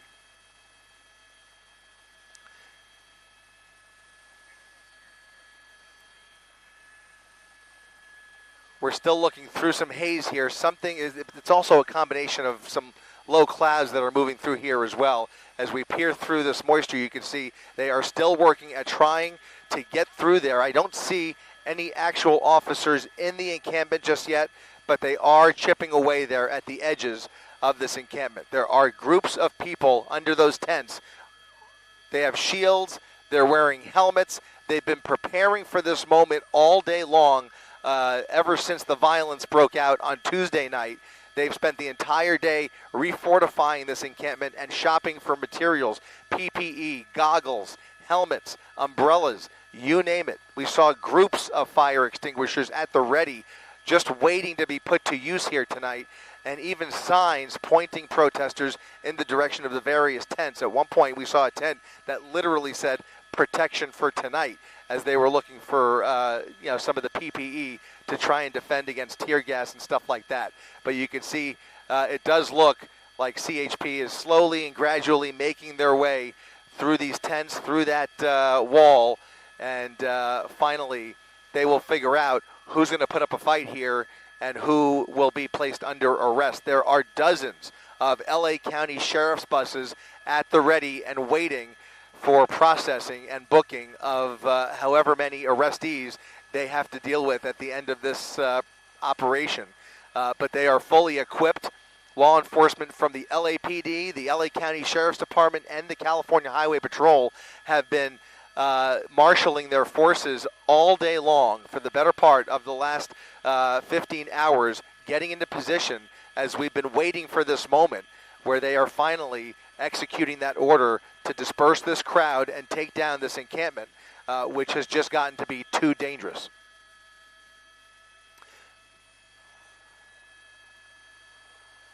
We have seen a couple people detained, John, but as you can see now, we see some of this crowd starting to move away from the edge there as there's some smoke grenades going off. Not sure if it's tear gas or if it's just smoke, but we did count at least one or two people being placed in handcuffs when these CHP officers first arrived. Earlier, LAPD tried to make their way into the encampment. They actually were able to make their way up a staircase on the opposite side, and as they had to retreat because they were surrounded by protesters, there was some pushing and shoving, and one of the officers was hurt. Minor injuries. He was okay, but they did detain somebody temporarily at that point and eventually let him go. LAPD now holding that skirmish line. Again, that's all happening on the opposite side of the quad here. But now you can see these tents are starting to be moved and taken down as CHP is now within the perimeter of this encampment. John?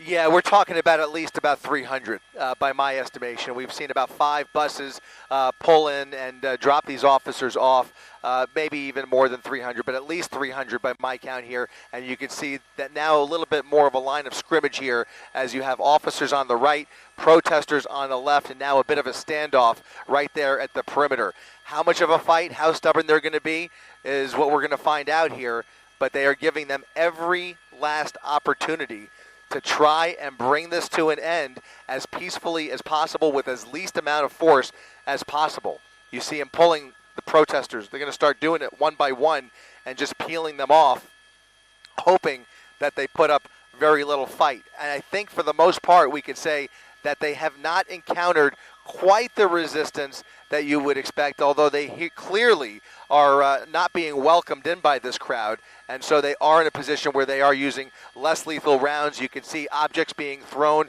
in their direction. There are water bottles. There are other objects. It looked at one point like there wasn't a fire extinguisher that was tossed over there, but you can see clearly now about a couple dozen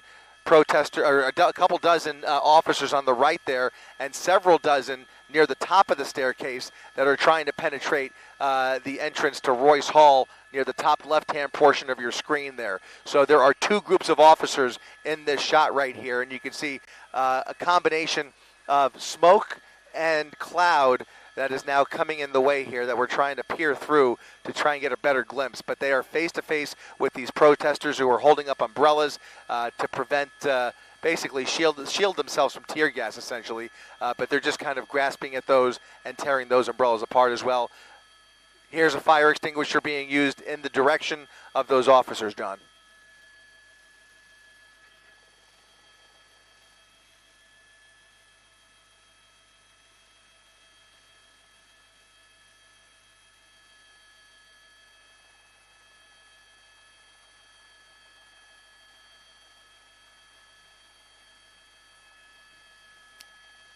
Thank you.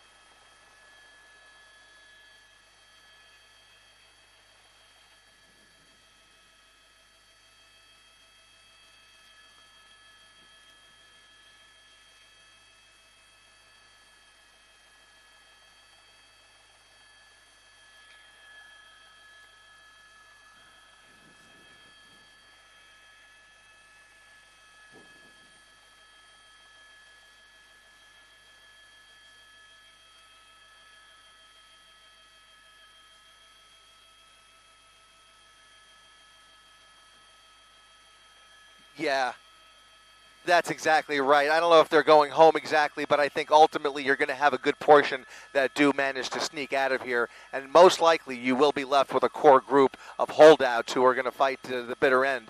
But I think you're right about that. It's striking to me how methodically they're going about this. You know, there are a number of different tactics that law enforcement could take in a situation like this to break up any kind of a protest or a riot. This is not a riot at this point, but they are facing resistance. In this case, the rules of engagement are clearly such that they are using very kid-glove care on these protesters, despite the fact that they have a lot of obstacles and things being thrown and tossed in their direction. They clearly are, somewhat restrained here in terms of how they go about doing this. They're using the least amount of force as possible, as clearly must have been the directive in terms of making sure that there is minimal injury in this process. And that, I think, really explains why this is happening so slowly and methodically, John.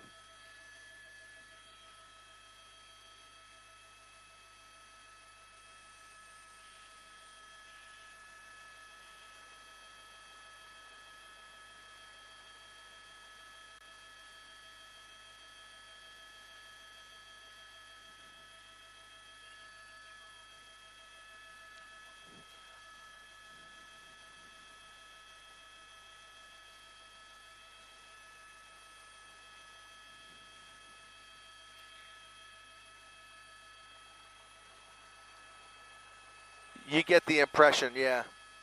Yeah, you get the impression there's some kind of dialogue taking place there. Otherwise, they could easily force their way through here. Mind you, we should focus on this group here because there is a large group of well over 100 CHP officers who are being held back. They are not being welcomed up that staircase, a much narrower staircase that is proving to be very difficult for them to plow through. There's a crowd blocking their way, and they really aren't able to make their way up here. I almost wonder if they're going to make their way around, but now we're going to start to see some scuffles taking place at the leading edge of this protest. The holdouts are not going away peacefully, and so they are going to be pulled away. They're going to be peeled off of each other one by one if they continue to resist.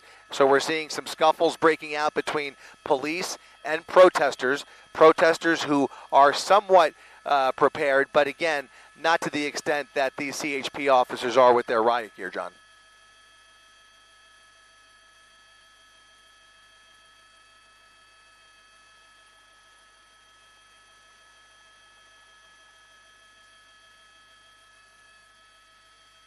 All right, we are out of fuel. We're going to head back. You got it.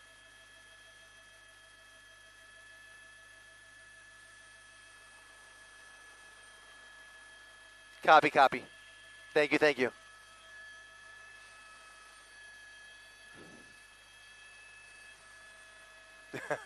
Okay.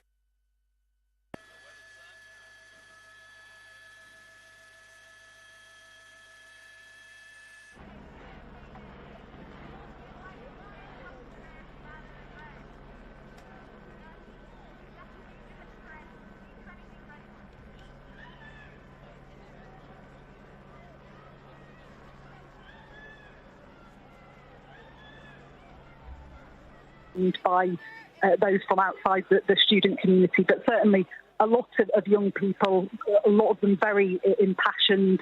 They're saying for now that they're not going to move, that they will have to be forcibly removed from this site. And I think what they're saying is, you know, I've heard chants of we're going to protect each other. So I don't know quite how the police are going to move in here to diffuse these protests, to dismantle this encampment, but they have faced resistance in doing so. I've seen that with my own eyes. There's an organised response here from the protesters against the police. On the UCLA campus, it's a great big turreted red brick building on one side, and there's a large, rather grand hallway pavilion area which is at the front of the building, and that is now covered with graffiti. There is painted with Free Gaza, lots of pro-Palestinian and anti-Israeli messaging having been painted on that pavilion area over the past week. There are probably around 100, if not more, tents in the area. There is a makeshift medical tent. There's posters on the medical tent saying eye irrigation. I saw one lady having her arm bandaged. So it is very organised, I would say, very ordered. But also people have been living here now for a week in very close quarters. So it's not all that pleasant. Lots of posters around, lots of pro-Palestinian messaging, a lot of music taking place. I've seen people dancing. And I think people now really readying themselves for the police coming in to shut down this encampment.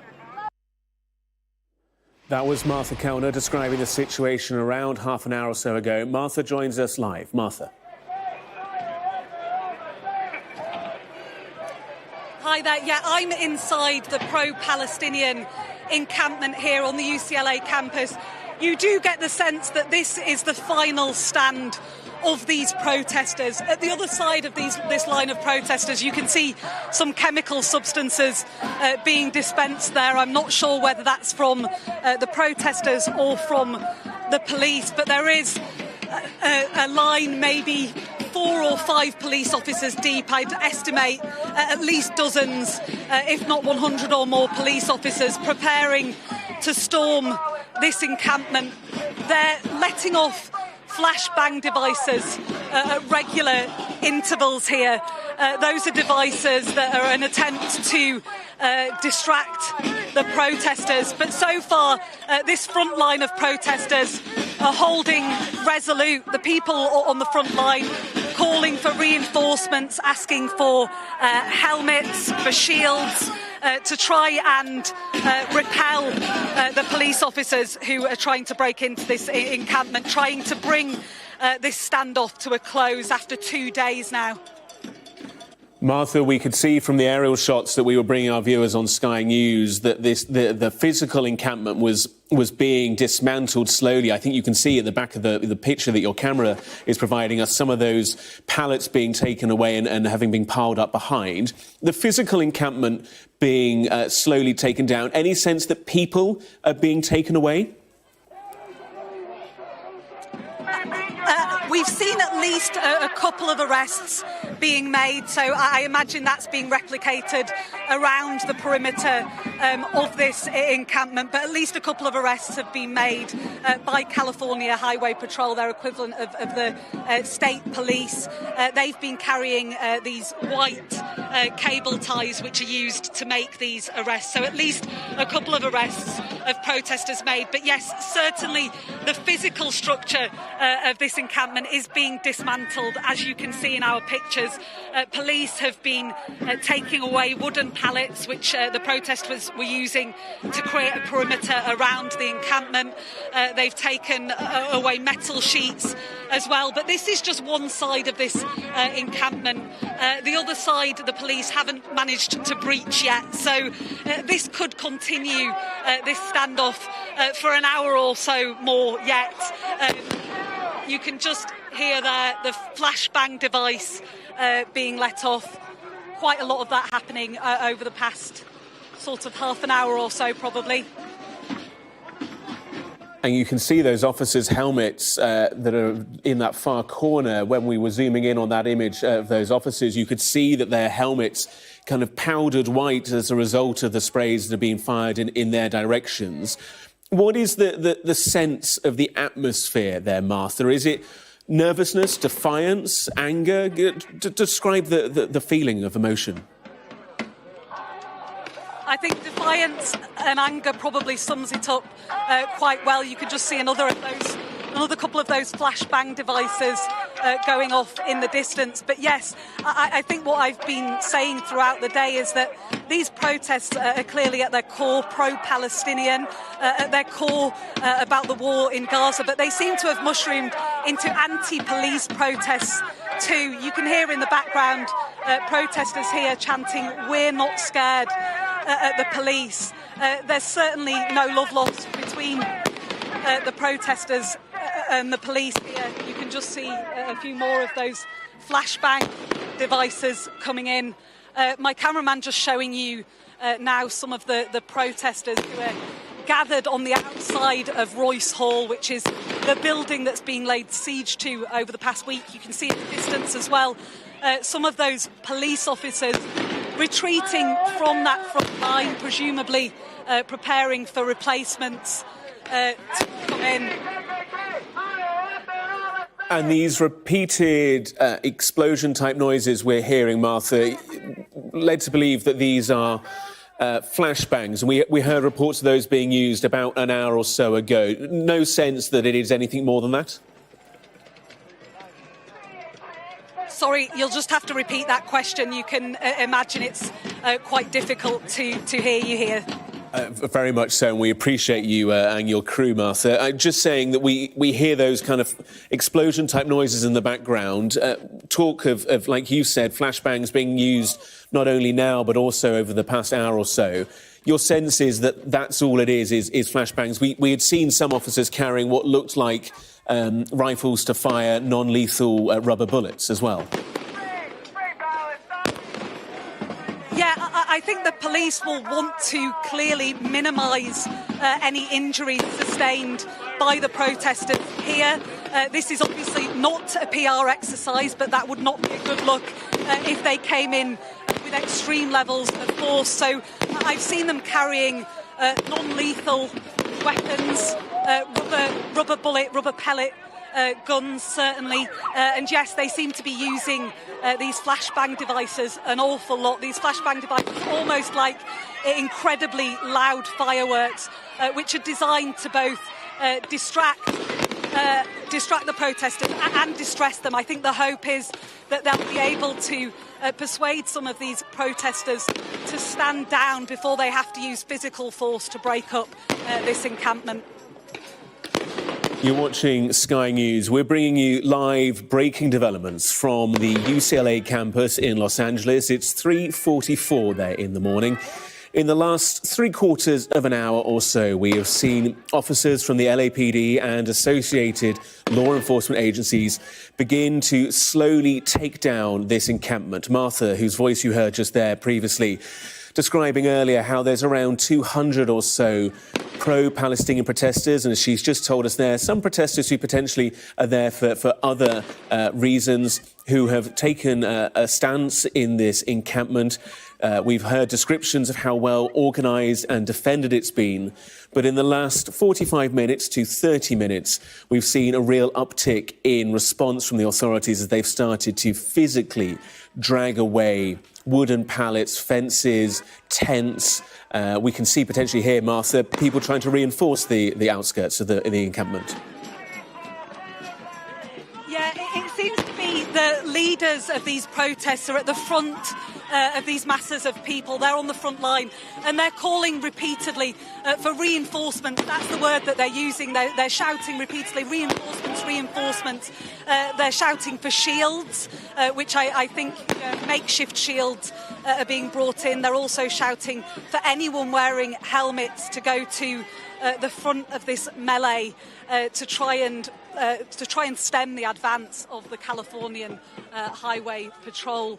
But yeah, they're remaining fairly resolute for now, these protesters. It's incredibly loud in here, though. It's incredibly tense. You imagine a lot of adrenaline pumping through their veins at the moment. These protesters have been inside this encampment for 7 days now. You can just see yet again one of the flashbang devices being let off.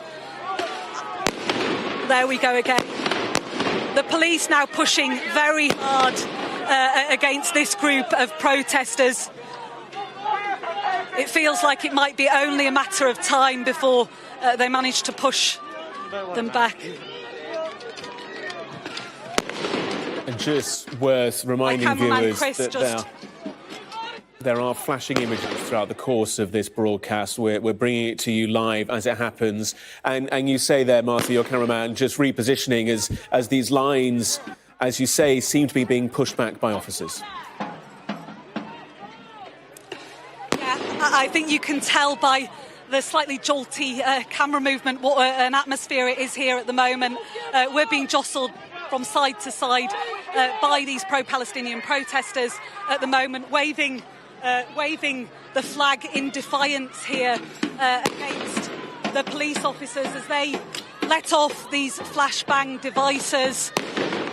I'm just trying to make out if it's LAPD police officers just beyond that line. I think it is, so it's not California Highway Patrol. I think it's Los Angeles Police Department officers.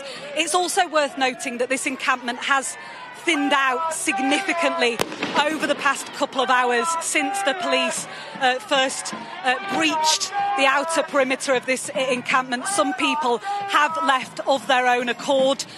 This dispersal order was first issued today, several hours ago now. A stream of protesters have left throughout the day, but a significant number more in the past couple of hours as the threat from the police has grown. Martha, I just want to bring you a perspective that we are reporting on the live page on the Sky News website. This is Sky News quoting the university's newspaper. This is the UCLA University newspaper, Daily Bruin. It says, and it's posted on social media, officers have started to detain protesters in Dixon Plaza. Protesters are seen on the ground with zip ties around their wrists. And Sky News reporting that before those reports, we'd only seen isolated arrests. But like I say, Martha, we're hearing now from the university newspaper, people in Dixon Plaza on the ground with zip ties around their wrists being detained by officers. Yeah, that certainly tallies with what my producer Sarah was reporting. She's at a different part of this campus. I think police have begun to arrest people who they deem to have been violent on the perimeter of this encampment. I've not yet seen anyone from within the encampment being arrested, but I have seen protesters who are injured and receiving medical treatment within this encampment. At the moment, there's a makeshift medical centre. I'm trying to make out at the moment if any arrests are being made by these police officers as they try to break up these protests, but I don't think that they have made arrests here specifically. I think their aim here is to break up these protests, to break people into different groups so they have a smaller number of people in each area to deal with and to detain if that's what they deem necessary. looking at this footage that Chris is broadcasting to us via our Sky News camera, this is all but one small part of this encampment, Martha. It's a four-sided encampment. Is there any activity around you, behind you, or is it all focused in this one area? Yeah, there are some students who are just watching here what's going on, who aren't, for want of a better phrase, on the front line. You can see over here in the pavilion of Royce Hall, the main building here, that some students, and I think they are students, many of them, certainly young people, young women, filming things on their mobile phone as well. So there's lots going on here, lots of different situations for the police to deal with. It's not just the people on the front line, but anyone who is within this encampment at the moment, any student, non-student protesters who are in this encampment at the moment are in breach of the law, and they have been told that they will be arrested as a result of not abiding by the police officers' dispersal order, which has been issued several times throughout the day. We have also heard, didn't we, you say about those officers earlier in the day, that they had warned... Sorry to interrupt, you can see here a skirmish between protesters and the police. Just see if we can get a little bit nearer. A pro-Palestinian protester tackled to the ground by police. They do have those white cable ties. They are now placing that protester under arrest, I believe, walking him out of this perimeter area. You can see there, though, people still bringing in these wooden pallets to try and reinforce the perimeter around the encampment. But the physical perimeter is all but gone now. The only thing holding these police officers back is the protesters themselves. They're linking arms, I think, some of the protesters right at the front of that group.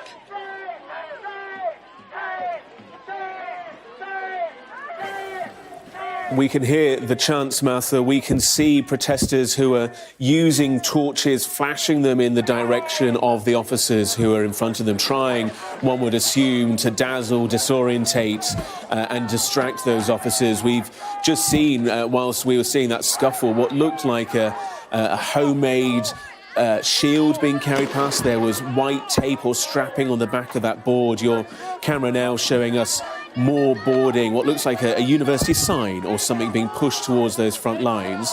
And in response, the officers with their shields and face masks, those helmets dusted white after we saw earlier, about 20 minutes or so, irritant spray, we assume, being fired in the direction of officers. This has been a situation, Martha, in the last half an hour or so that has ebbed and flowed, that moments of activity and then moments of pauses on both sides.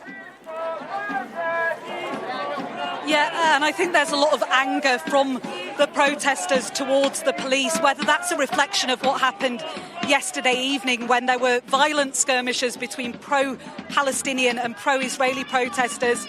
People were pleading for help from the police, and the police didn't show up for over 2.5 hours as that took place. And I think that's informed the intensity of the reaction from the students towards the police today, although I'm not saying it would have necessarily been a huge amount different if this had happened 3 days ago. But you can maybe make out a gentleman in the front there waving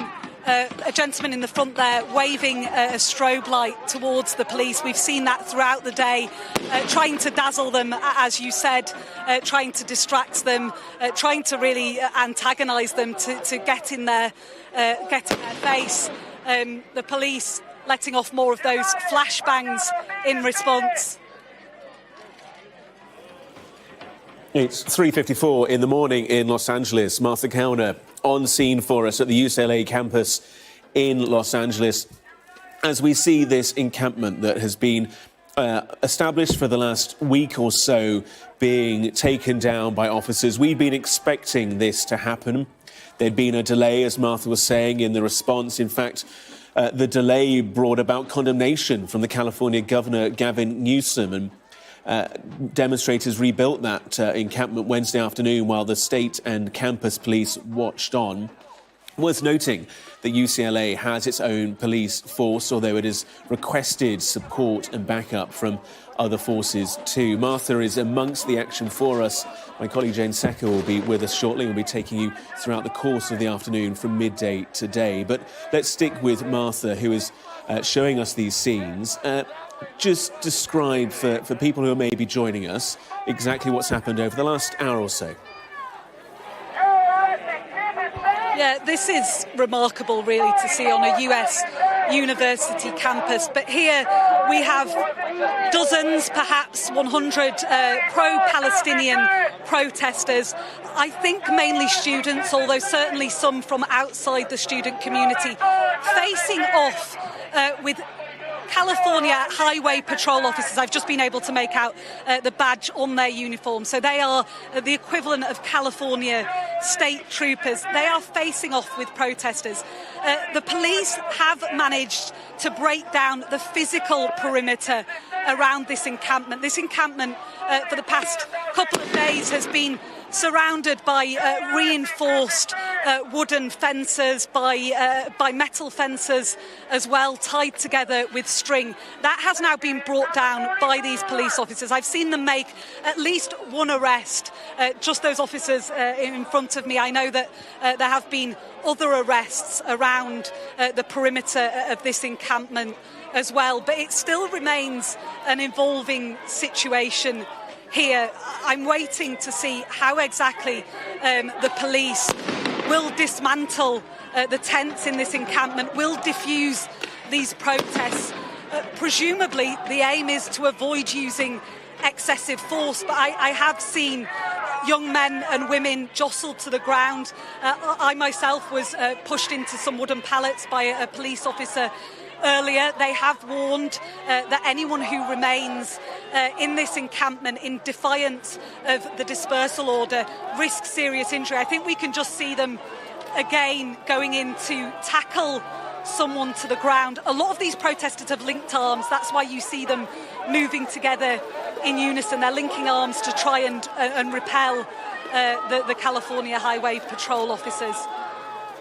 You had talked to us earlier, Martha, about the sense that you got from being there, that it was the organisers who were on the outskirts of this encampment, the people who were facing up to the officers. One maybe would be led to believe and to think, as a working hypothesis, that officers potentially trying to target people who they believe are taking a leadership role in this response to them. And you mentioned there about people being detained. Well, I can just tell you we've got some new breaking news that one of UCLA's professors has been detained. That's according to the university's student-run newspaper. So this is Sky News reporting the university student-run newspaper. In a statement released online, it said that reporters from the Daily Bruin had identified at least one UCLA professor detained. Here at Sky News, we've not been able to verify those details, but we will try to do them as quickly and swiftly as we can. Martha, this is a rapidly developing situation, one that is increasingly seeing physical interactions between these protesters and also the police. Yeah, protesters and police now scuffling at close quarters. You can see across the line here, police also up on this hill. They're actually stood in the middle of a bush area there, brandishing weapons. They've got those. They've got the white cable ties attached to their belts there. They've also got the batons, which they're holding in their hands, clearly prepared to use them if so required against these protesters. You were mentioning there the arrest of a professor at UCLA, one of the people detained this evening. I guess that's not really too much of a surprise, given that there's been a lot of support for these protests from faculty and staff. And in fact, I was here last Thursday, the day after this or the day that this encampment was established, and I witnessed an incredibly heated debate between a Jewish student and a pro-Palestinian woman who was claiming to be a professor. So there certainly is a huge strength and depth of feeling, not just among students here, but also among faculty and staff. Good afternoon. It is 12 o'clock. We are staying with full coverage of the developing situation in America. This live shot from Los Angeles, a warning that there are lots of flashing images in these pictures. Riot police and demonstrators have been clashing at the University of California, with some of those involved in the standoff being arrested as officers try to clear the crowds. Well, we're joined by our US correspondent, Martha Kellner, who is there on the ground in amongst this pro-Palestinian demonstration. Martha, what is the very latest? Yeah, you can just hear there, I don't know whether you can make it out on the pictures, but those are flashbang devices being used by the police here. This is a police presence which includes the California Highway Patrol, their equivalent of the state troopers. It also includes large numbers of police from the Los Angeles Police Department. Just to bring you up to date with the latest, I'm told that bear spray or pepper spray has been used from this pro-Palestinian encampment directed towards law enforcement as this standoff continues.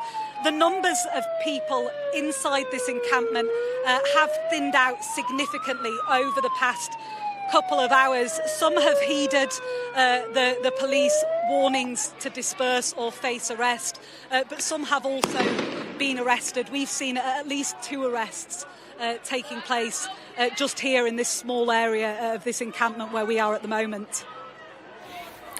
And Martha, the numbers that have thinned out, where are these protesters going? Are they just simply milling away? Because, of course, the police have the protests surrounded, don't they? Yeah, I think they are melting away. There are still areas of this encampment where you can get out and there isn't a police presence. The police seem to have chosen this side specifically to access and break down this encampment. That appears to have been a calculated decision, and they've been monitoring this encampment for at least the past 12 hours. There have been police helicopters swirling above throughout the day. You can see one of them there still reporting back to teams on the ground. There have been police drones, so they have a fair amount of intelligence as to the makeup of this encampment. But yes, I think some protesters clearly not wanting to be arrested and so have left of their own accord. But you can see a significant number of protesters still here as well. Just so that people are clear, the police, the California Highway Patrol, are wearing dark-coloured helmets. Most of the protesters, the pro-Palestinian protesters, are wearing either white helmets or coloured helmets, yellow, orange helmets. I see maybe a red helmet or two. So that helps to distinguish the two sides, as you heard yet again, another one of those flashbang devices being let off. And Martha, we can see some of the protesters wearing gas masks. Some just simply have scarves over their faces. We can see some of them carrying Palestinian flags. The police are using these flashbangs to disorientate. But what of the white powder, the white spray that was being used? Is that tear gas? And is that affecting the protesters? I don't think that is tear gas, and I'm not entirely sure which side that was coming from. I do know that either bear spray or pepper spray has been used from the pro-Palestinian encampment towards the police. I'm not sure if the police have used any chemical sprays yet in order to try and disperse this encampment. I've certainly not seen it from these police officers.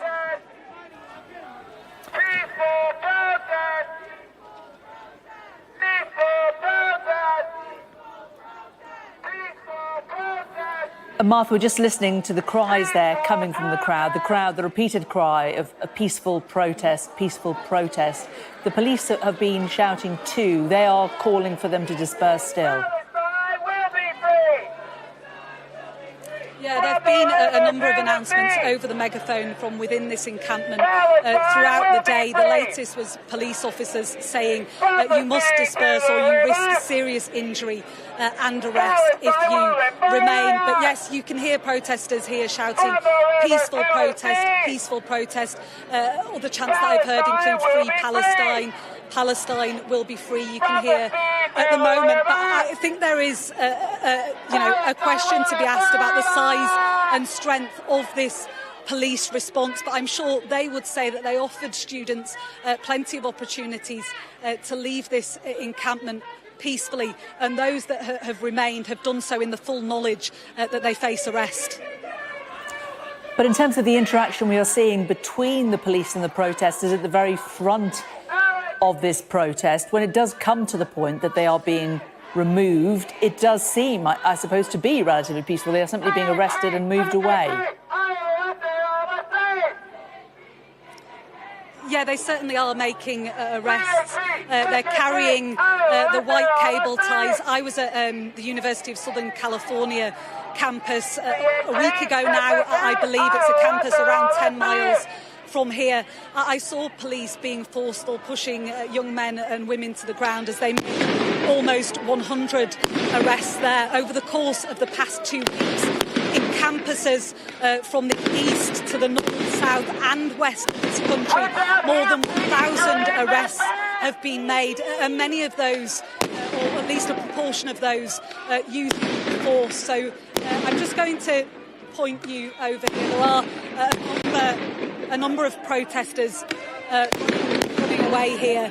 I'm not quite sure why at the moment, but certainly there seems to be a quiet standoff between the front line of protesters and the front line of police at the moment as more of those flashbang devices go off overhead. Martha, these flashbangs are meant to disorientate the crowd, aren't they? They're incredibly loud. They don't seem to be scaring the students. No, a fair few have left. I have to tell you, this is the first time that I've heard these flashbang devices. Certainly the first few times that you hear them, they really do startle you. They are incredibly loud. They're not just like normal fireworks. They are far more disorientating, as you say, than that. So I think initially we did see protesters leaving because of these flashbang devices, but the ones who are here now seem to have got used to the sensation of hearing those flashbangs above.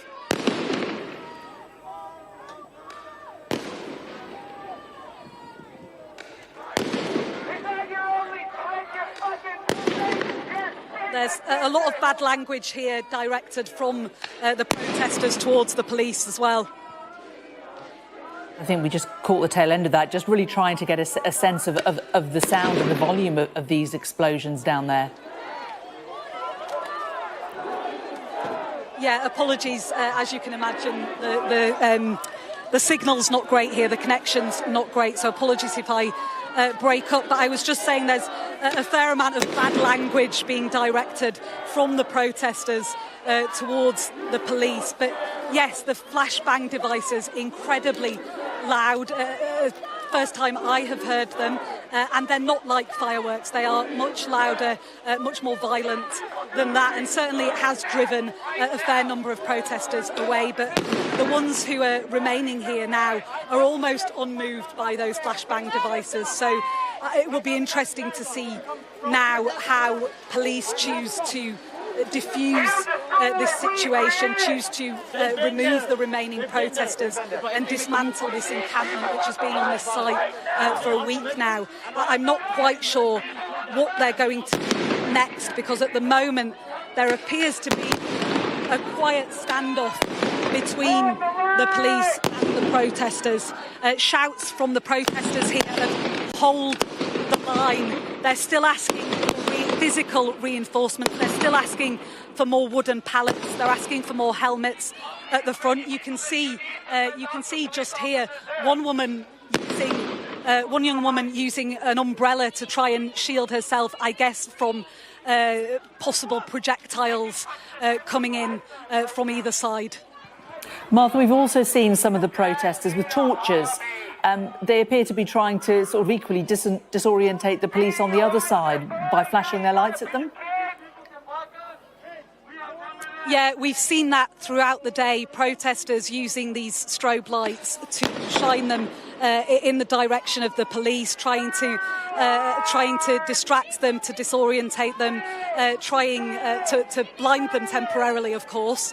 But yes, we've seen that as a technique used by the protesters.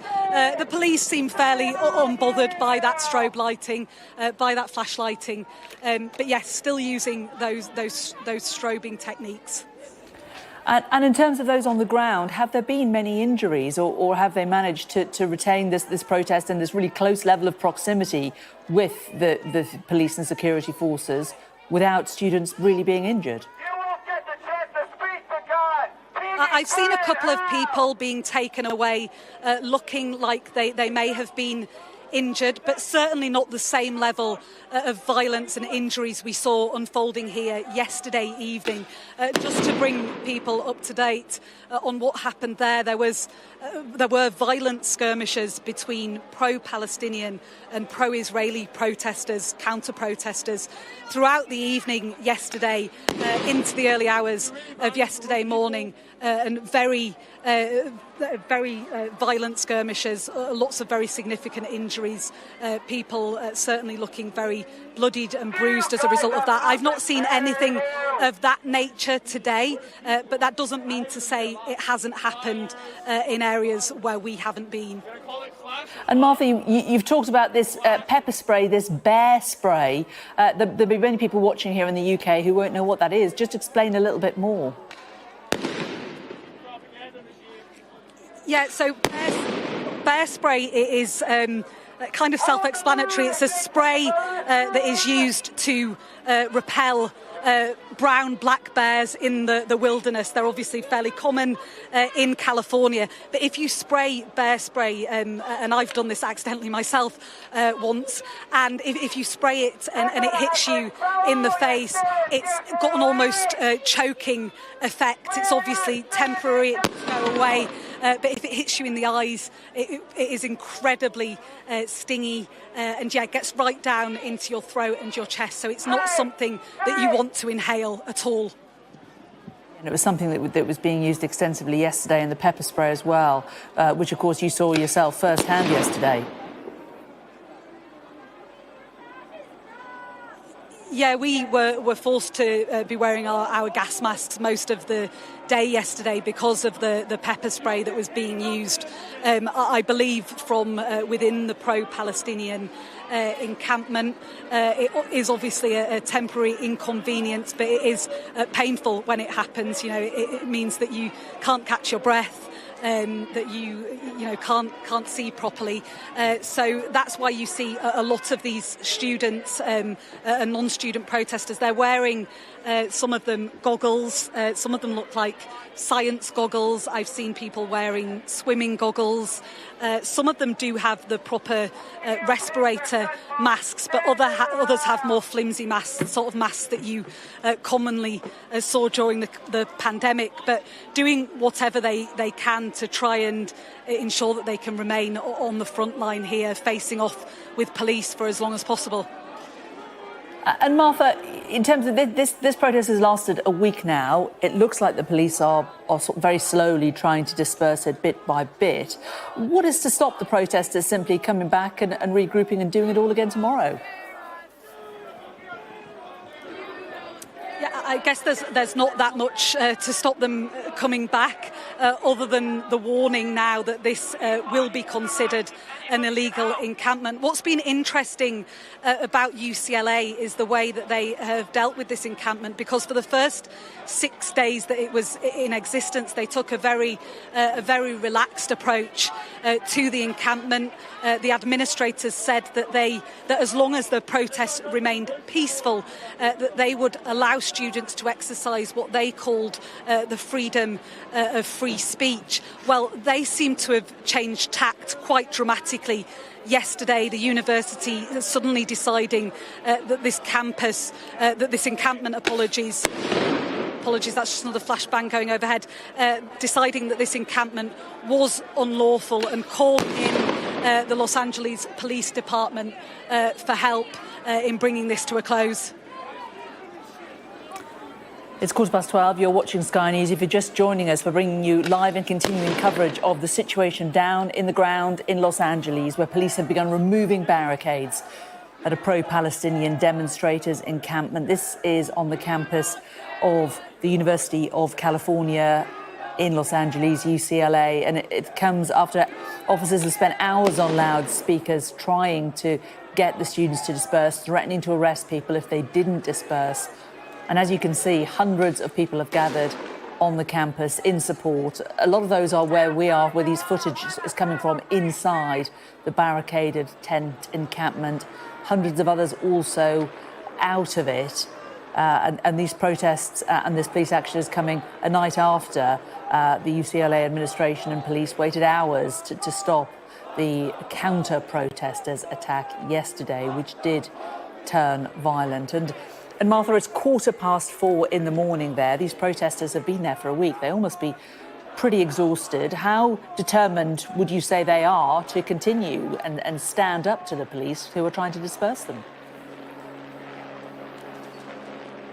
They must be exhausted, the majority of them having been sleeping here in this encampment for the past week. But I get the sense that they are quieter now than they were certainly 2 hours ago. They seem more subdued, but they are holding this line facing off against the California State Police. So we'll see how long they remain in position for. But as I was saying earlier, the number of people in this encampment has thinned out significantly from the number that we saw earlier on today, certainly.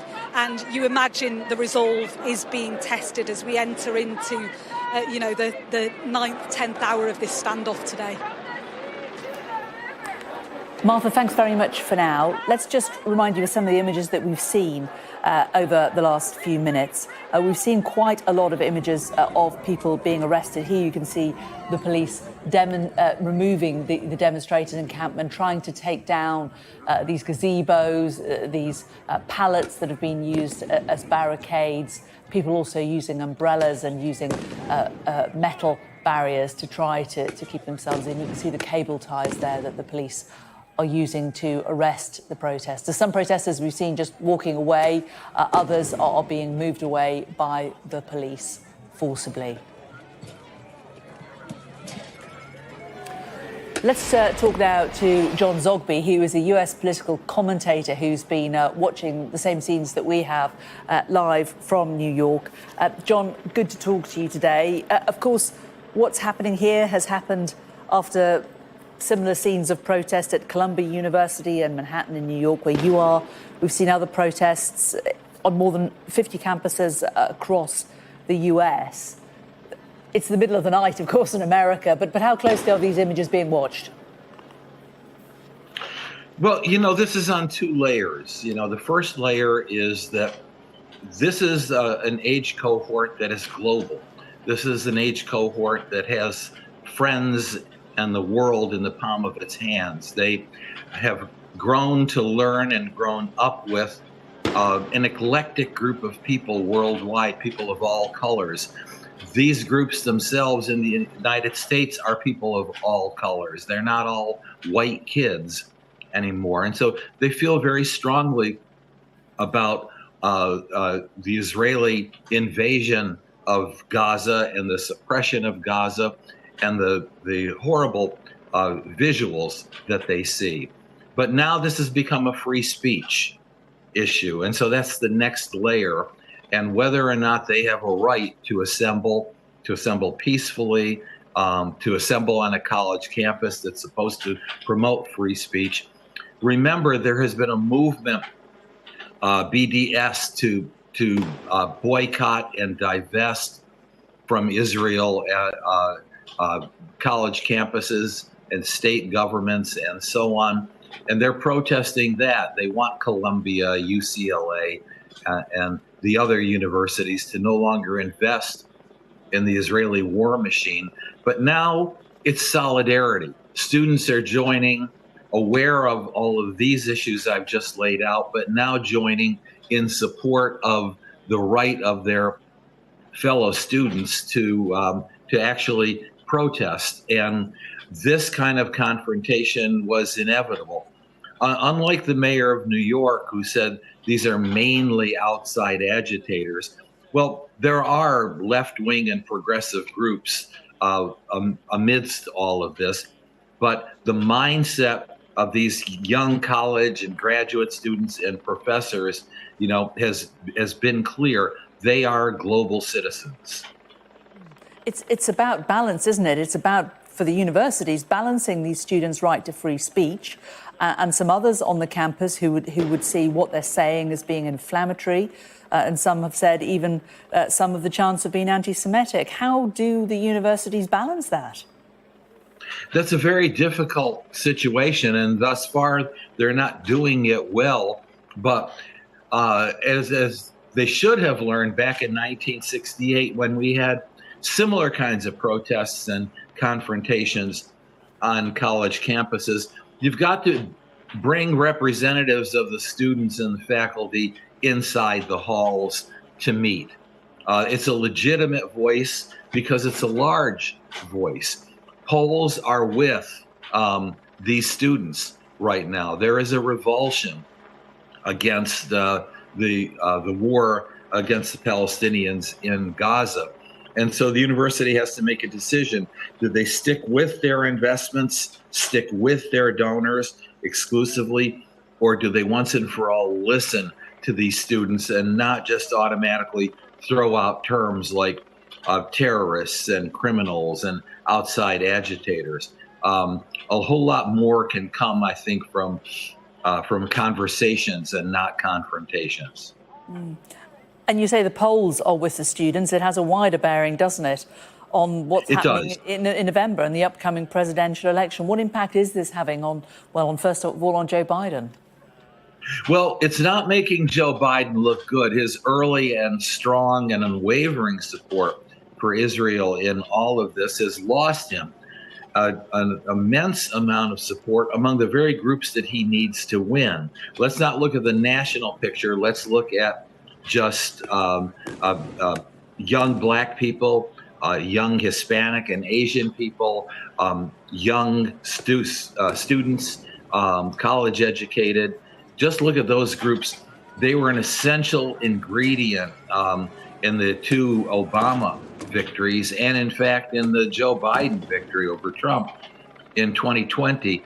And he risks losing them, not so much that they would vote for Donald Trump, but they wouldn't vote at all. And if they stay home in what promises to be a very close presidential race, that could be a spell doom for President Biden. Mm. And what impact, conversely, on President Trump and his campaign? Well, he has carved out the Richard Nixon position, which is, don't talk, law and order, much the same as the position he'd carved out during the racial demonstrations a few years ago after the killing of George Floyd. But the bottom line is that Donald Trump is overperforming among Blacks and Latinos and younger voters. And if he can hold on to that, that could help him immensely. But the fact that he's taking such a strong position on what's going on in the college campuses, suggests that he may lose support among this group. Look, this is not a handful of people. Gen Z and millennials, 18 to about 44 years of age, America's first global citizens, are going to be well over, if they turn out to vote, 40% of the electorate in November. So these people just simply can't be put off or put on a shelf. They can't be put off, but I suppose looking at it from the UK's point of view, that's often the generation that's quite hard to mobilise to get down to the polling booths. Are they a cohort in the States who do go out, who do vote? Well, they have voted enough to elect Obama twice, to actually deny a Clinton victory. She underperformed among blacks and among younger voters, and then to elect Joe Biden. So they don't have to be a huge part of the electorate to make a difference. Look, the Trump's victories and losses in Pennsylvania and in Michigan and Wisconsin and Georgia were matters of only a few thousand votes. Just as we're talking to you there, we're looking at these images coming to us from down on the ground on the campus, John. We're seeing a helicopter now has returned to the site, and we can see that there are a number of fronts, I suppose you would call them, where the police and the protesters are at very, very close quarters. We're seeing arrests. The police seem to be picking people off one by one. But there are hundreds of protesters still down there, despite the fact it's the middle of the night. The police have quite a lot of fronts to be working on. This could go on for several hours, couldn't it? It can go on for several hours, and that leads us, I think, to a possible third layer of support for the demonstrators, those who've been on the fence and staying home, but now will come mainly in sympathy and to support. I would suspect that the crowds won't be dispersed, but that you'll see more coming now. Well, it'll be daylight soon, won't it? And as you say, that could well lead to more people deciding that they want it to come on down. You referred back to the 1960s and the civil rights and the anti-Vietnam protests, which of course are very, very famous. The students, do you get a sense that they are really aligning themselves with these movements, that they feel that history is on their side? Very much so. You know, these kids are demonstrating. I call them kids because I was a kid in 1968 doing exactly the same thing. But this is a mindset. These are people for whom their values have already been formed, and they don't like war, and they don't like war being made against people just like themselves. And that's how they view the Palestinians, not as poor victims, not as the unfortunate of the world, but as they themselves. And so when we see the response of Israel, a typical Western and colonial response to the Palestinians in Gaza, these kids have already, identified with the victims of colonial peoples elsewhere in the world. And they have been out there calling for divestment and boycotting, where it's now illegal in about 30 states to push for divestment. This is a confrontation now between the supporters of Israel and the supporters of the Palestinians. And if you just look at these photos here, this is the intense issue. Abortion, Gaza, immigration are going to be the top issues that determine the election in 2024. Well, it's an intractable issue that many sides have tried to solve for many years and doesn't seem to be particularly getting any closer to being resolved, does it? I'm wondering also, John, now we've seen what's happened in New York, we've seen it in other campuses. Do you think these protests are going to grow, or do you think that we've reached a peak here this evening? Well, of course, we're coming to the end of the school year, and that's very telling. Will they be here after their final exams? And I suspect that they will. I suspect that these will continue because of the reaction of the police that has created a dynamic and a confrontation that will keep it alive. And so we'll see. I may be dead wrong on that, and they may disperse, but something tells me that they're not going to disperse. John, great to talk to you. If you're just turning our way, it is 12:30. You're watching Sky News. We are bringing you live coverage of the campus at University of California in Los Angeles, UCLA, as police try to break up a pro-Palestinian demonstration. We're going to take a short break, but we will return to this breaking news story in a couple of moments' time.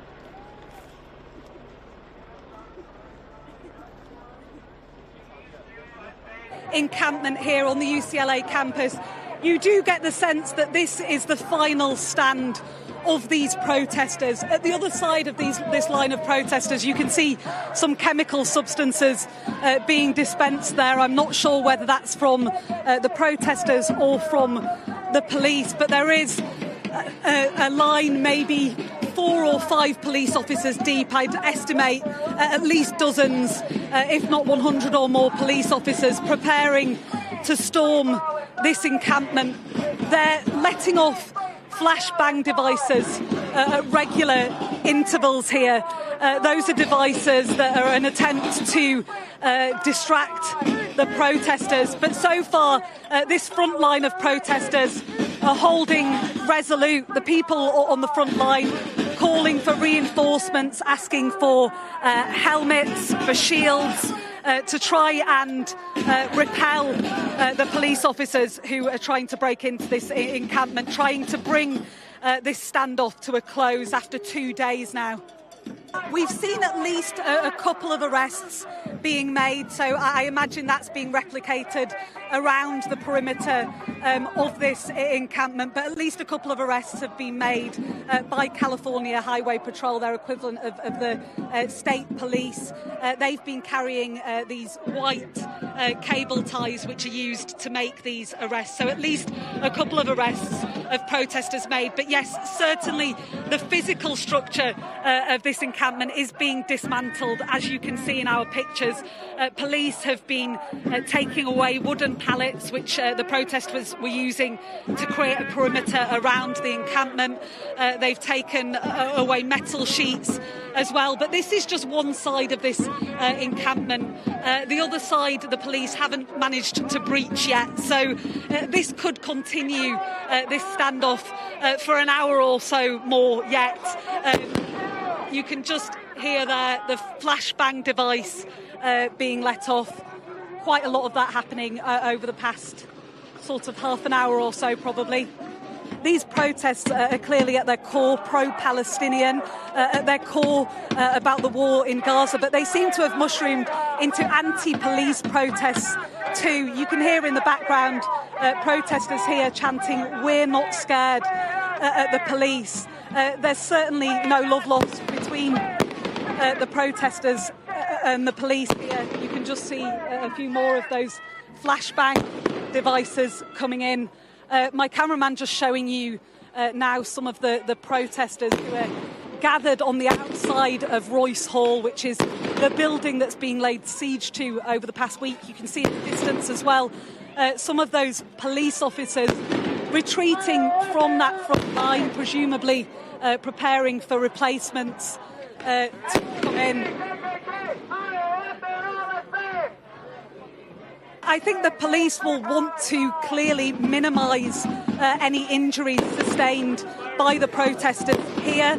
This is obviously not a PR exercise, but that would not be a good look if they came in with extreme levels of force. So I've seen them carrying non-lethal weapons, rubber bullet, rubber pellet guns, certainly. And yes, they seem to be using these flashbang devices an awful lot. These flashbang devices almost like incredibly loud fireworks, which are designed to both distract the protesters and distress them. I think the hope is that they'll be able to persuade some of these protesters to stand down before they have to use physical force to break up this encampment.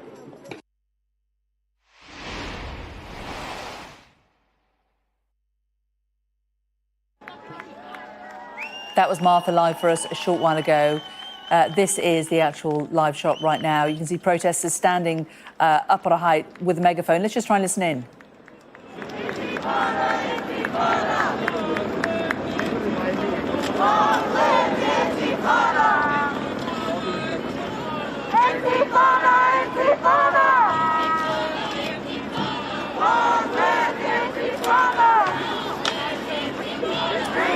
Let's bring in Dolores Quintana, who is on the ground for us there. She's the editor of the Santa Monica Mirror. Dolores, very good to talk to you again. You've been joining us throughout the night here on Sky News. Tell us where you are, what you're able to see. Well, I had to actually move because I went over to the other side and they are actually telling people definitely to leave. I was near the Jan steps earlier, and it looks from your live shot that they may have cleared out. They may have gone to support the other side of the actual protest in the encampment. So you are seeing the numbers certainly thinning. Just looking at the Daily Bruin, the student newspaper, that they're saying that students have been climbing through the bushes near the Powell Library onto the Jan steps and onto the lawn there, dispersing away. Is that the same as that you are seeing? No, I think they may just have redistributed themselves because what they've been saying to the people who are there to support them is that they should move like water. So basically that they should move to wherever the encampment needs them to go. So I think it's very possible that they left a small presence at Jan Step, and they may have actually gone into the encampment itself. So from your reading, these groups, the last few hundred that are left, are really determined? Yes. I don't think they want to be moved, and I think that they have a real problem with optics on this. If the LAPD, the other local authorities that are involved here, because I've seen Santa Monica Police, I've seen Beverly Hills Police, and I just saw a bunch of cars leave the actual campus and go south, about 10 of them. And basically, if this were any other protest, they would have gone in and used physical force to get them out by now. Why do you think they're not doing that, Dolores? What's that?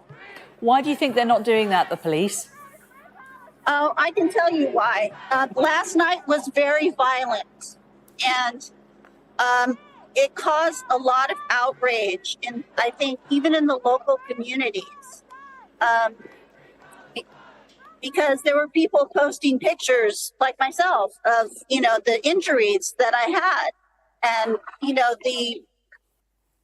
two of the members of the Daily Bruin newspaper were assaulted by these agitators who clearly were not students. And the biggest problem is that the UC police stood by and did nothing for hours.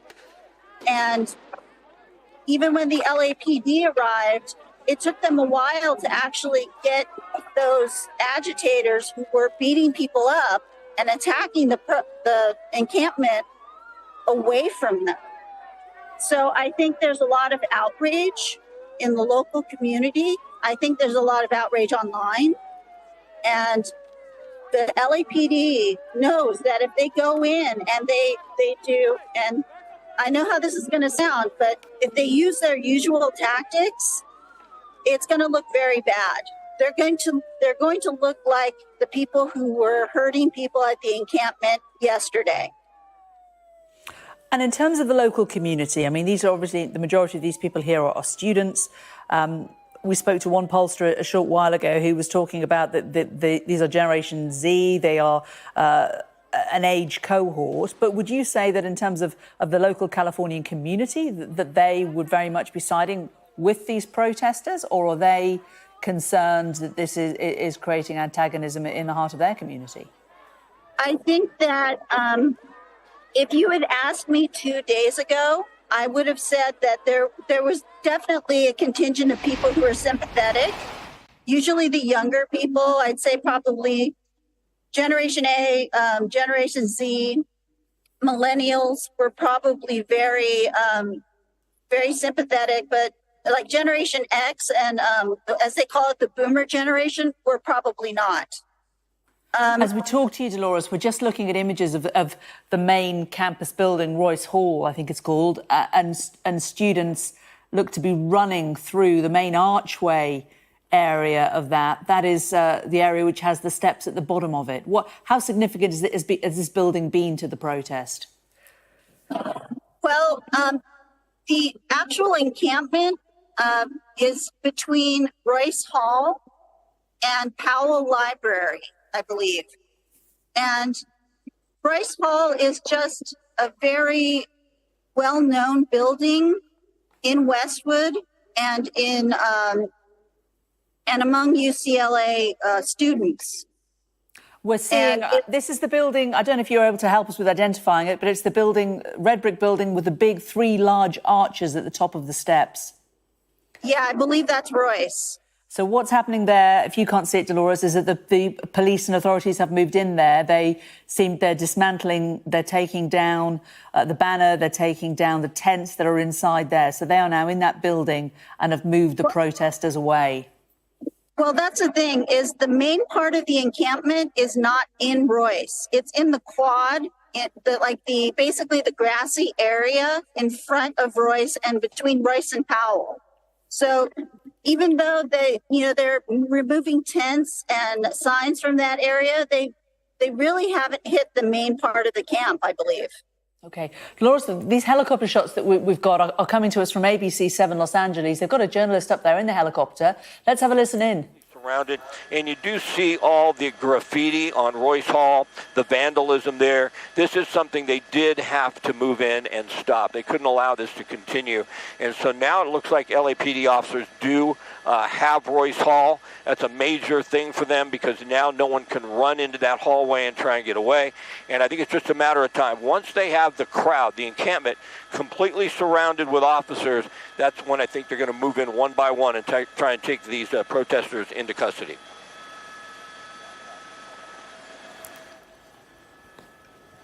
Well, we're just listening to the sound coming from the helicopter that is above the university here in Los Angeles, where the police have now moved into Royce Hall, one of the key buildings on the edge of this encampment. As we were hearing from Dolores, the encampment is actually between Royce Hall and also the Powell Library.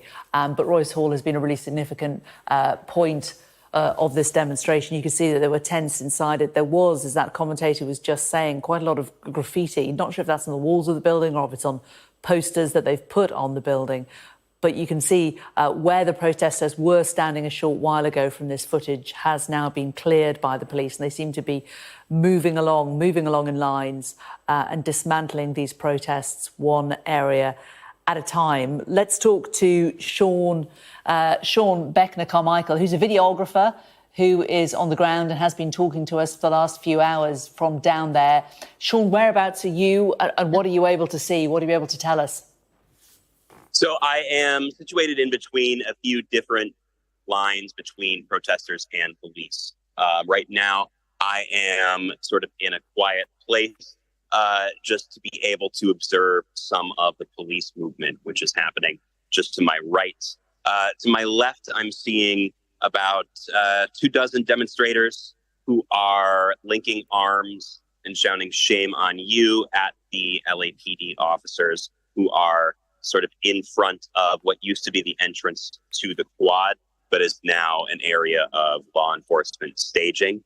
You can probably still hear a little bit of shouting and a little bit of helicopters, but by the actual encampment itself, it is very loud. There's a significant amount of stinger grenades. There's a significant amount of shouting.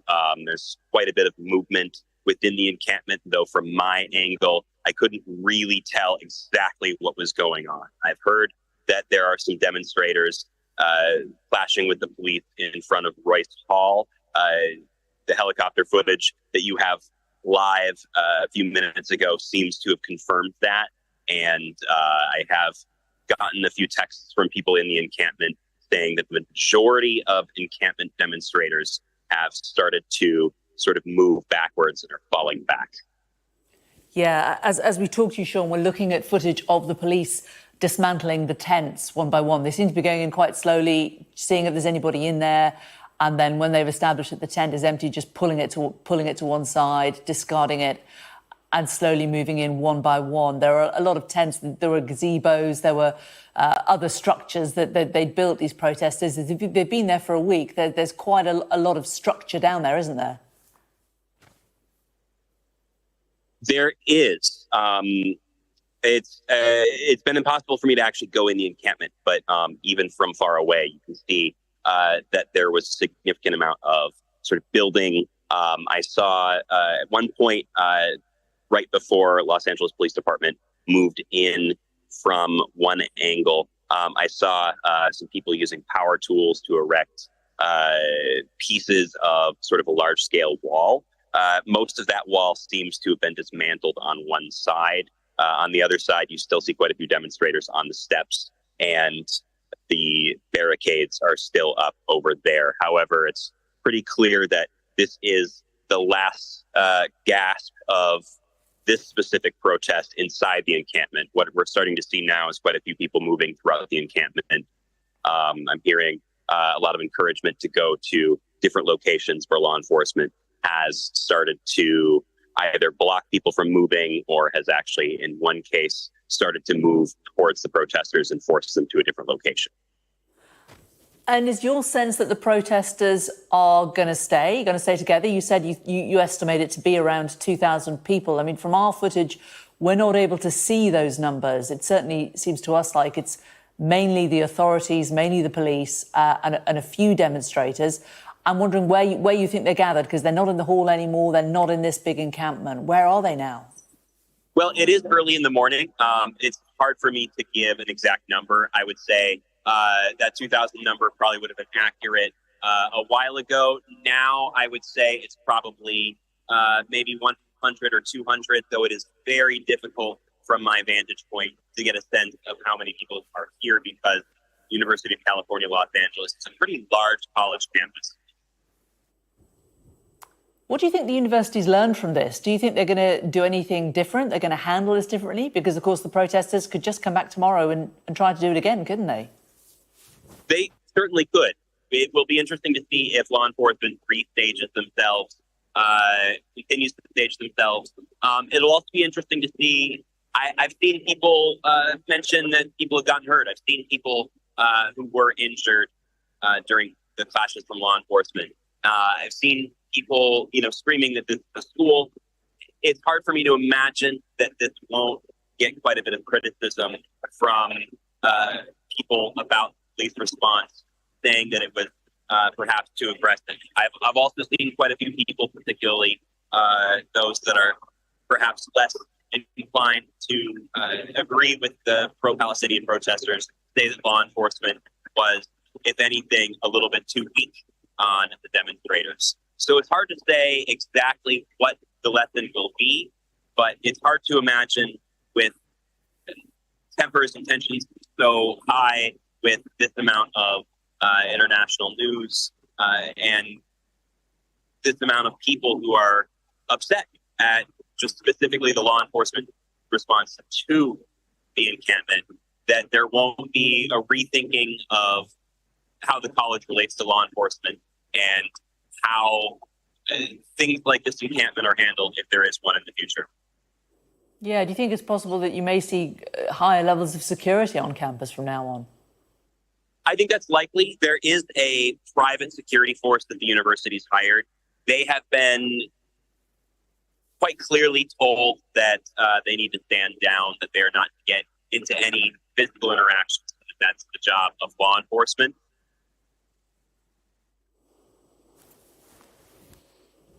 I don't know if we've lost you, Sean. Can you still hear us? I can hear you. Can you hear me? Yeah, we can hear you, Sean. So, Sean, whereabouts are you, in relation to Royce Hall, in relation to the Powell Library? Absolutely. So, to my left is the area around Royce Hall. It's blocked off from the front, which is on the east end. And I've seen the entrance to the encampment from the east end, from the west end, and from another direction. All of those have demonstrators, and I'm actually witnessing what looks to be buses with Los Angeles County Sheriff's Department logo leaving the area. My guess is that those are probably an area filled with arrested demonstrators. Interesting. We spoke to the editor of the Santa Monica Mirror, Dolores Quintera, a short time ago. She also saw vehicles leaving the compound. Let's return to her now, Dolores. And what is the situation where you are? The helicopters circling. Like I said, there has been movement of, say, Los Angeles Fire Department engines, and I did walk around the other side of, I'd say the south side of where Royce is located, and there seemed to be a couple of large buses, and they're the type of buses that the LAPD and the sheriffs use to transport people once they've arrested them at a demonstration. OK, so that's both of you seeing the same thing, really, that it appears that with the images that we've seen of people being arrested, being taken away with cable ties around their wrists, it seems possible that they are being loaded onto buses and moved out of the area. Dolores, do you think this is going to dissuade those protesters who are still there, seeing their friends and the other students being arrested? I don't know, because these students are very brave. I mean, particularly with what they had to deal with yesterday, they're not easily cowed. They really are people who believe very strongly in what they believe in, and they're willing, I think quite a few of them are probably willing to be arrested and take that chance because they know that it's part of their belief system, that they think it's that important to risk the fact that they could be suspended from the college that they're attending. It's that meaningful to them. And but I will also say that one of the things that I've heard from some of the organizers is they say move like water, which is a saying by the martial artist Bruce Lee. So basically, when an enemy comes at you, you move like water so that you can escape and be around for another day. Basically that you move so that you don't take injury, or it's the smart way of doing it. It's the smart way of fighting a force that might be coming for you. Dolores, as we speak to you, we're looking at these images from a helicopter overhead the University of California. It's very dark on the ground, but we can sort of make out the police moving into this encampment area. They're pulling the structures apart that are in there. They've pulled tents away. They've pulled large areas of plywood and cardboard away from this area where the protesters have been gathered for the last week. We heard quite a lot of explosions a while ago, Dolores, a lot of flashbangs being used to try to get the protesters to move. Has it quietened down now? Yes, the explosions that have been happening on regular intervals have stopped. I see on your live shot that they don't seem to be firing off,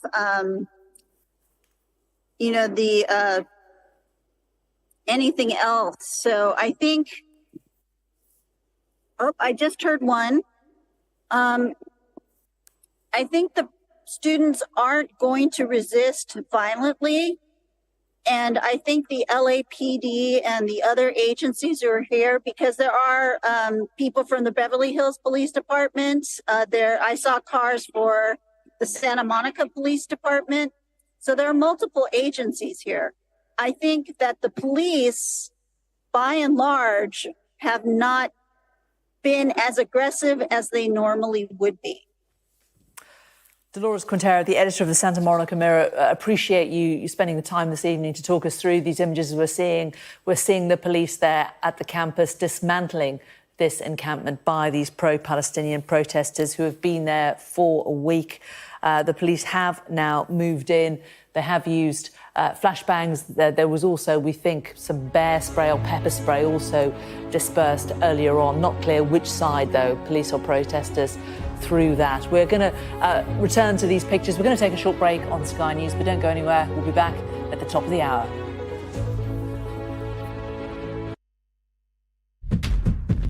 Formula One has 5 skirmish line in there. One of the officers got pushed over, and they decided to retreat. So it's an extremely complicated type situation to implement in a situation like this. But if you give you a wide shot, they are making a lot of progress, especially on the main encampment itself.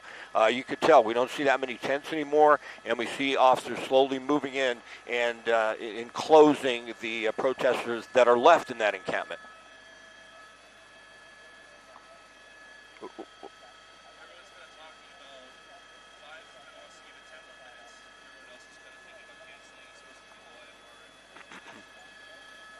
You guys make your choice. Not my choice. We make it with the pilots. Whatever you guys decide is fine by me.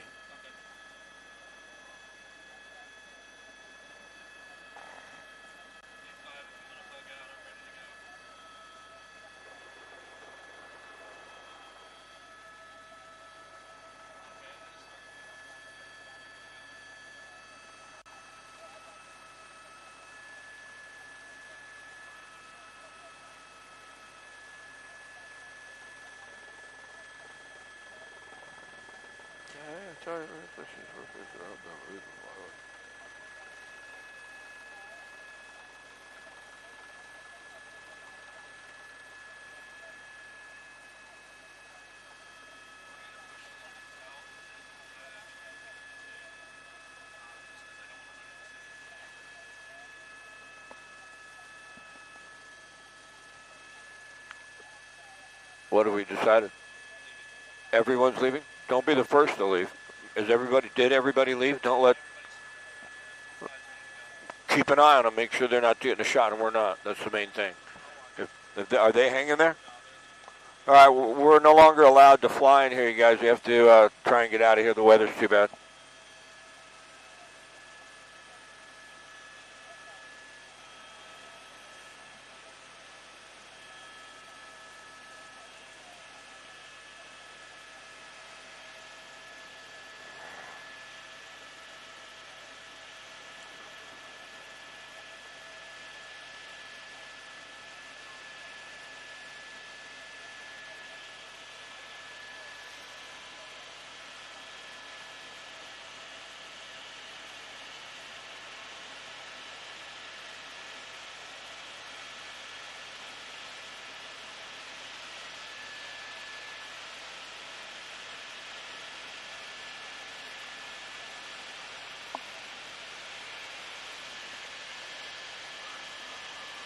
In the last few minutes, police have started to clear protesters from university buildings after a lengthy standoff. I'm inside the pro-Palestinian encampment here on the UCLA campus. You do get the sense that this is the final stand of these protesters.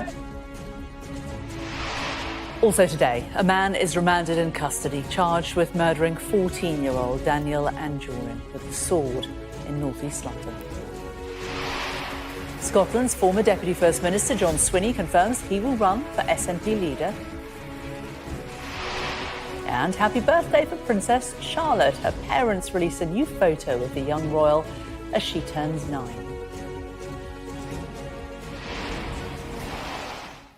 Hello, good afternoon. Thanks for joining us. We start with a developing situation in America, and these are the latest images that we have from Los Angeles, a warning that there are lots of flashing photography in these images as well. Riot police and demonstrators have been clashing at the University of California, with some of those involved in the standoff being arrested as officers try to clear the crowds. Some of those gathered have been arrested, with protesters held with white zip ties used around their wrists. Well, police have clashed with the crowds as they tried to enter and clear the temporary encampment built by those demonstrating. Officers have been pulling the encampments down in the last few minutes as they work to clear the area. Well, our US correspondent Martha Kellner has been on the ground. She was there as the latest scenes unfolded. Let's just listen back, and a warning again that there may well be some flash photography.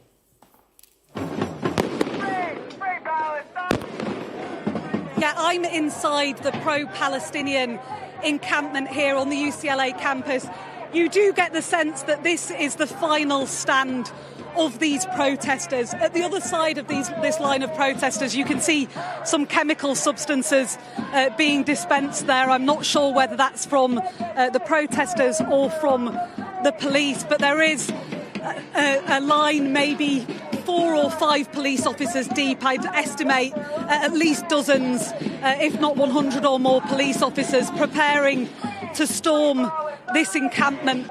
I think defiance and anger probably sums it up quite well. You could just see another couple of those flashbang devices going off in the distance. But yes, I think what I've been saying throughout the day is that these protests are clearly at their core pro-Palestinian, at their core about the war in Gaza, but they seem to have mushroomed into anti-police protests too. You can hear in the background protesters here chanting, "We're not scared," at the police. There's certainly no love lost between the protesters and the police here. You can just see a few more of those flashbang devices coming in. You can just see here... Sorry to interrupt. You can see here a skirmish between protesters and the police. Just see if we can get a little bit nearer. A pro-Palestinian protester tackled to the ground by police. They do have those white cable ties. They are now placing that protester under arrest, I believe, walking him out of this perimeter area. I've seen them carrying non-lethal weapons, rubber bullet, rubber pellet guns, certainly. And yes, they seem to be using these flashbang devices an awful lot. These flashbang devices almost like incredibly loud fireworks, which are designed to both distract the protesters and distress them. I think the hope is that they'll be able to persuade some of these protesters to stand down before they have to use physical force to break up this encampment. I think you can tell by the slightly jolty camera movement what an atmosphere it is here at the moment. We're being jostled from side to side by these pro-Palestinian protesters at the moment, waving the flag in defiance here against the police officers as they let off these flashbang devices. Protesters and police now scuffling at close quarters. You can see across the line here, police also up on this hill. They're actually stood in the middle of a bush area there, brandishing weapons. They've got those. They've got the white cable ties attached to their belts there. They've also got the batons, which they're holding in their hands, clearly prepared to use them if so required against these protesters. This is remarkable, really, to see on a US university campus. But here we have dozens, perhaps 100 pro-Palestinian protesters. I think mainly students, although certainly some from outside the student community, facing off with California Highway Patrol officers. I've just been able to make out the badge on their uniform. So they are the equivalent of California state troopers. They are facing off with protesters. The police have managed to break down the physical perimeter around this encampment. This encampment for the past couple of days has been surrounded by reinforced wooden fences, by metal fences as well, tied together with string. That has now been brought down by these police officers. I've seen them make at least one arrest, just those officers in front of me. I know that there have been other arrests around the perimeter of this encampment as well, but it still remains an evolving situation here. I'm waiting to see how exactly the police will dismantle the tents in this encampment, will defuse these protests. Presumably, the aim is to avoid using excessive force. I have seen young men and women jostled to the ground. I myself was pushed into some wooden pallets by a police officer earlier. They have warned that anyone who remains in this encampment in defiance of the dispersal order risks serious injury. I think we can just see them again going in to tackle someone to the ground. A lot of these protesters have linked arms. That's why you see them moving together in unison. They're linking arms to try and repel the California Highway Patrol officers. Well, that was Martha Kellner a short time ago. These are the latest images that we have on the ground. It is certainly a little bit more peaceful now. There have not been so many of those loud flashbangs in the last half an hour or so. There have still been one or two. The police are slowly moving in to disperse the protesters, to dismantle this encampment. That looks to be a protester. The protesters have by and large been wearing white helmets and the police wearing darker helmets. We think that's from the protester side looking over towards where the police are. Well, how did we reach this point? On the 24th of April, pro-Palestinian students set up a camp at Columbia University in New York. The protests soon spread, though, to other campuses across the US. They're calling for an end to the war in Gaza and for their universities to cut any financial interests within Israel. Late on Tuesday night, police stormed the Columbia campus after students barricaded themselves inside the building. Around 300 people were arrested that evening. Whilst over on the West Coast, a group of pro-Israeli protesters attacked a pro-Palestinian encampment at the University of California, where we are now in Los Angeles. The two sides fought until the Los Angeles Police Department were called in and an uneasy standoff was achieved. Then today, these are the latest images. Police have told all demonstrators there in California to disperse, and arrests have begun to be made. We've seen buses believed to have arrested students on them leaving the building. Let's talk to Washington, D.C. and talk to political analyst Calvin Dark, who joins us there. Calvin, how are these protests, these fresh images, being viewed across the whole of the United States? Thank you for having me today.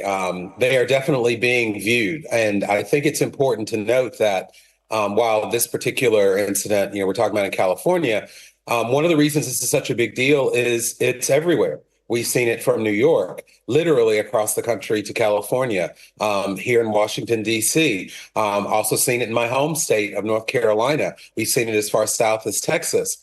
And we see that these are different schools with different personalities, but they all are. We see how important this issue is to young people, and we see that young people across the country are expressing it in their different ways across almost 100 campuses. What impact do you think it's having on Joe Biden's presidency? Well, it would be good to know. He hasn't spoken out about it, which I think is something that many Democrats, many Americans think he needs to address.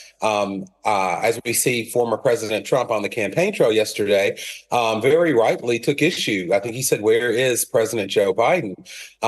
This is going to be a very, very hard challenge for President Biden because the people who are in these protests are part of his base, young people. He cannot win without them. And he has to realize that all of this, with the exception of Texas, is happening in Democratic cities with Democratic mayors, Democratic governors, at liberal, quote unquote, universities. So who are these young people going to blame when they see these images of things happening to themselves and other students? And so Biden is going to have to balance that with losing support potentially from more moderates in the middle who thinks he should be out there more forceful against the protests. I mean, do you think it's going to lead to political change? It's hard to see now just because I don't see this changing Biden's position in any noticeable way as far as it relates to America's role with Israel. I think the timing on this is going to be really interesting because we're approaching graduation, which is one of the reasons why these protests are happening at this speed and at this intensity. It remains to be seen, though, when summer starts, will this start back again? Will we see this with the Democratic convention later on in the summer? The thing about American politics is October may be a completely different time. But if this is what will be happening in October, then it's a huge problem for Joe Biden. And in terms of the upcoming election, how key an issue is it, what is happening in the Middle East, to voters? I think we have to be really careful. There's, I believe it's a poll from Harvard and a couple of others, folks that try to downplay that sometimes in some polls, foreign affairs, particularly what's happening between Israel and Hamas, is not even in the top 10 of priorities. And technically, that's true. International affairs is rarely a decisive priority for many voters in presidential elections. However, it can be the turning point in this election because we know for sure the vote is going to be close. And we know that it's going to be close in about a handful of states. And we know that if Biden loses, let's just say 10 or 20% of the young people, not that they'll vote for his opposition, Donald Trump, but that they'll just be discouraged and stay home, that could be the difference in a few key states that will lose him the election. And as for President Trump, he appears to be taking a relatively hands-off approach to what is going on. Do you think that's an approach from him that we will see continuing? Yes. A lot of times we look at former President Trump and talk about how, he's very non-traditional, doesn't do what traditional politicians would do. But in this case, he's doing what traditional politicians do. And if I was a political advisor, I would tell him to continue. He stays on the sidelines because he wins nothing by taking a firm position one way or the other, except for criticizing what we're seeing and giving that blame to Biden and his party. And I think he'll continue to do that. He has the luxury of that, being a former president and not the current president. And Calvin, just in terms of the timetablings of all of this, you said we're coming up to the end of the school year. How much longer are the universities in America, going to be sitting before the students break for summer? Well, many of them are in what we call a reading period. So classes have ended or are ending now. I know that in some universities, they've converted to virtual. Either way, by the middle of May, graduations will have taken place. Now, it'll be interesting to see this summer what the universities do to think about what happens when school gets back in the fall. But I honestly think once this calms down at universities, people are going to be looking towards the convention, because if this happened at universities, what's going to happen outside of Chicago in July and August? I mean, do you think there's a danger that this could spread from universities to other groups, to other gatherings around the country? I think that's possible. We see that there's a lot of frustration. And, as I said, with the timing, just practically, there's not going to be much activity on the university campuses because of summer. However, that passion's not going anywhere. So I think these young people and these older people who are protesting with them are going to find another outlet. It just depends on how organized that will be across this country. OK. Political analyst Calvin Dark talking to us from Washington, D.C. Good of you to join us this morning in the middle of the night where it is your time. Thanks a lot. Thank you. Well, this is the live shots that we are seeing now, 5:15 in the morning in Los Angeles, down there at the University of California, where these protests have continued throughout the night. The protesters still waving flags, chanting at the police. The police have been moving in to remove their tents, to remove their encampments, and arresting them in large numbers.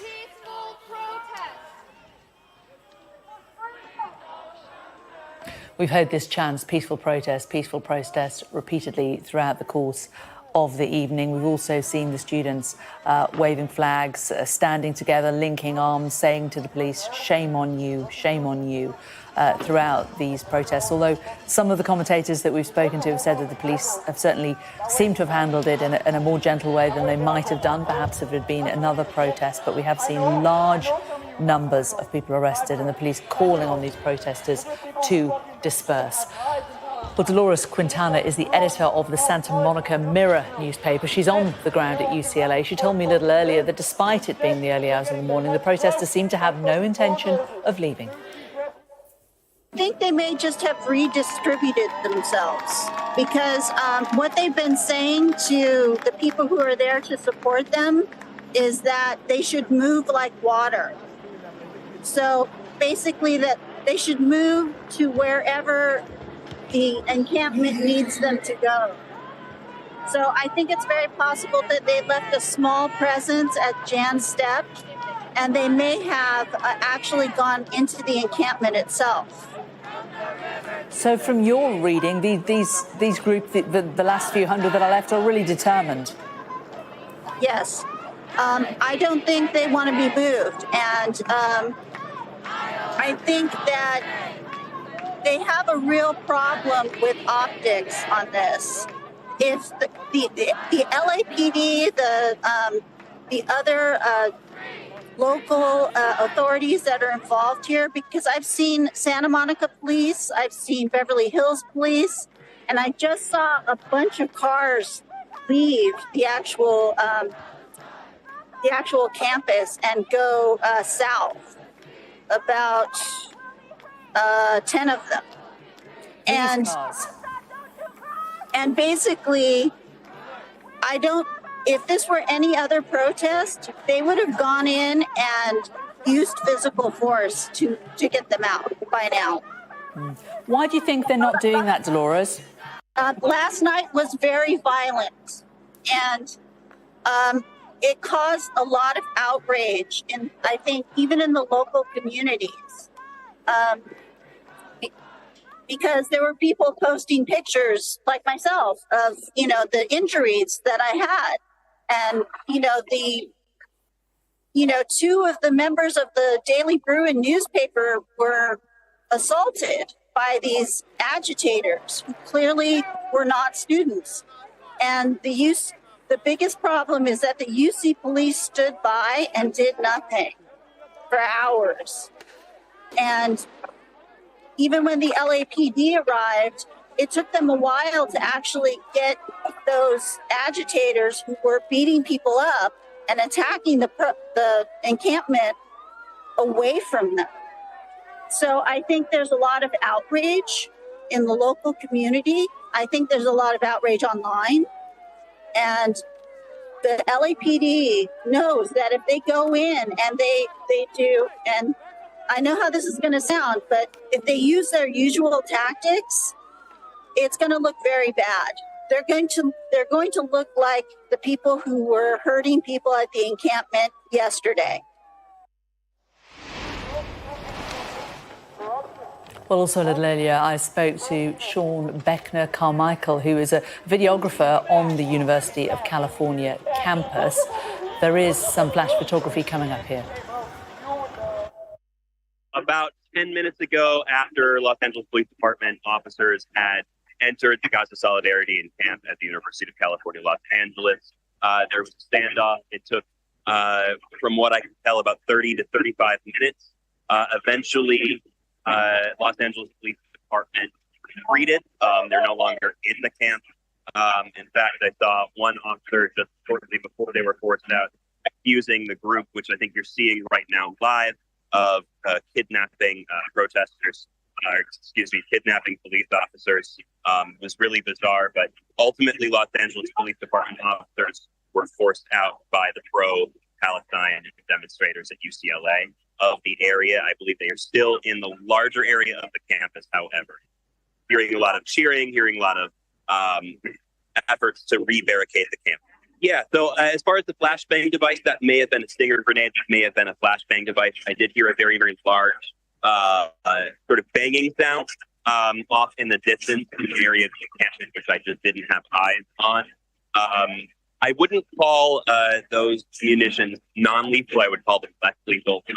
There have been instances where people have been hit in sensitive areas or hit in the face or head area where they have died from their injuries. I did see Los Angeles Police Department have a little bit of a shoving match with some members of the threat. Generally speaking, when they call a dispersal order like that, they say that protesters may be subject to harm from less lethal munitions. Those are usually 40 millimeter Kevlar tipped projectiles that are actually, I've been hit by one. They're quite painful. They can cause some pretty serious damage. They could be referring to possibly something like tear gas or stinger grenades. That was Sean Beckner-Carmichael, a videographer who spoke to us a short while ago. These are the actual live images that we have now coming to us. It's 21 minutes past 5 in the morning in Los Angeles. It won't be too long before the sun starts to come up there. The protesters are still down there. We don't know clearly how many there are in terms of numbers. We think a few hundred, maybe a couple of hundred protesters now. There were thousands at their absolute peak. Things seem to have calmed down a little. There were a lot of flashbangs earlier. There was bear or pepper spray being thrown as well. But we are still hearing slogans being shouted through the loudspeaker from the protesters. They've been shouting peaceful protest. They're trying to encourage their fellow protesters to hold their ground. The police have been ordering them to disperse. They have been moving in slowly, area by area, dismantling the encampments. They appear to have retaken control of Royce Hall, which is the main building, the main red brick building that you can see behind the police there. And they've also removed a lot of the tents, a lot of the gazebos, a lot of the plywood structures that the protesters had created, as well as the banners that they also had put around the area. We're going to return to the situation in Los Angeles, but we're going to take a short break just now. Stay with Sky News Today.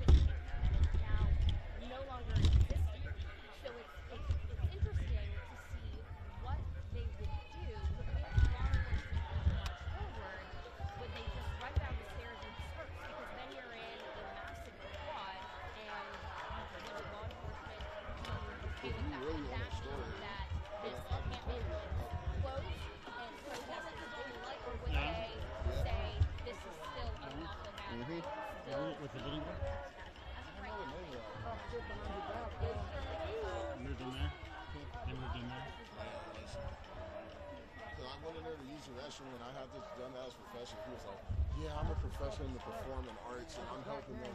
I'm like, bro, come on.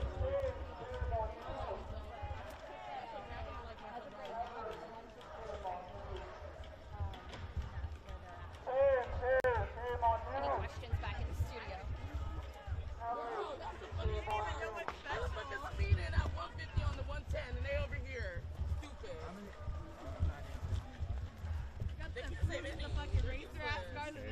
I would say a couple hundred. At first, right here, maybe 100 were left in the encampment. And then the stairs, as I mentioned earlier, they put barriers. But let me protest genocide. I'm the bad guy. And then that's when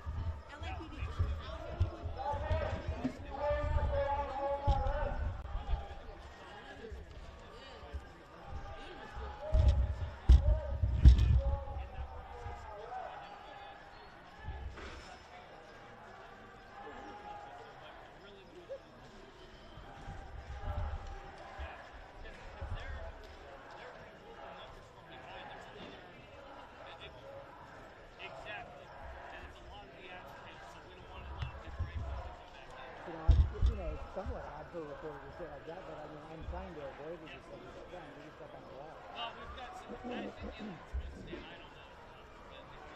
Hello. Oh my gosh, is that weird? I didn't even realize. Oh my gosh. I'm horrified.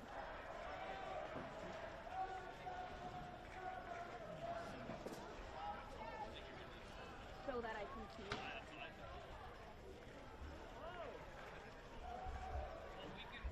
We're in thorny bushes otherwise. Oh, it looks like I'm just like chilling. Oh my gosh.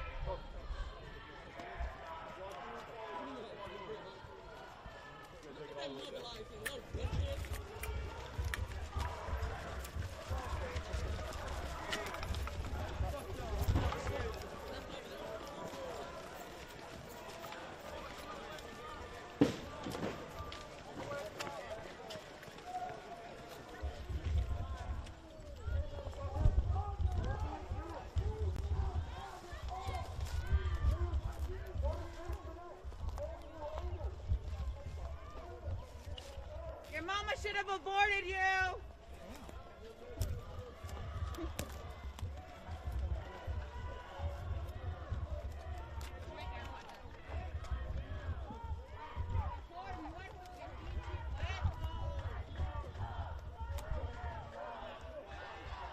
I'm like up near like the bushes.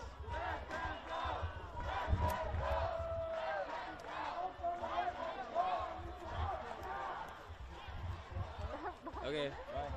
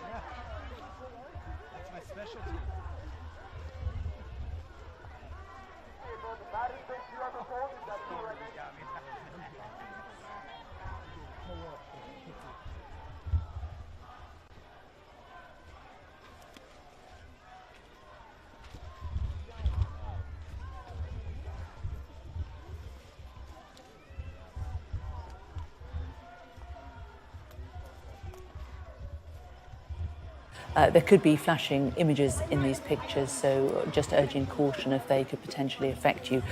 We are seeing the police still down there, riot police and demonstrators going toe-to-toe at the University of California.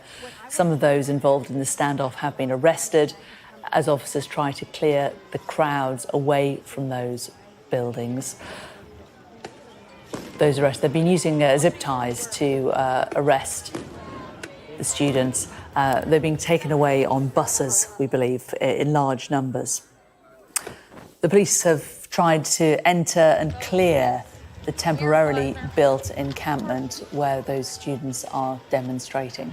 And the officers have been pulling the tents down, dismantling the gazebos and the plywood structures that the students have built as they work to clear that area that's at the front of Royce Hall, at the centre of this campus in California.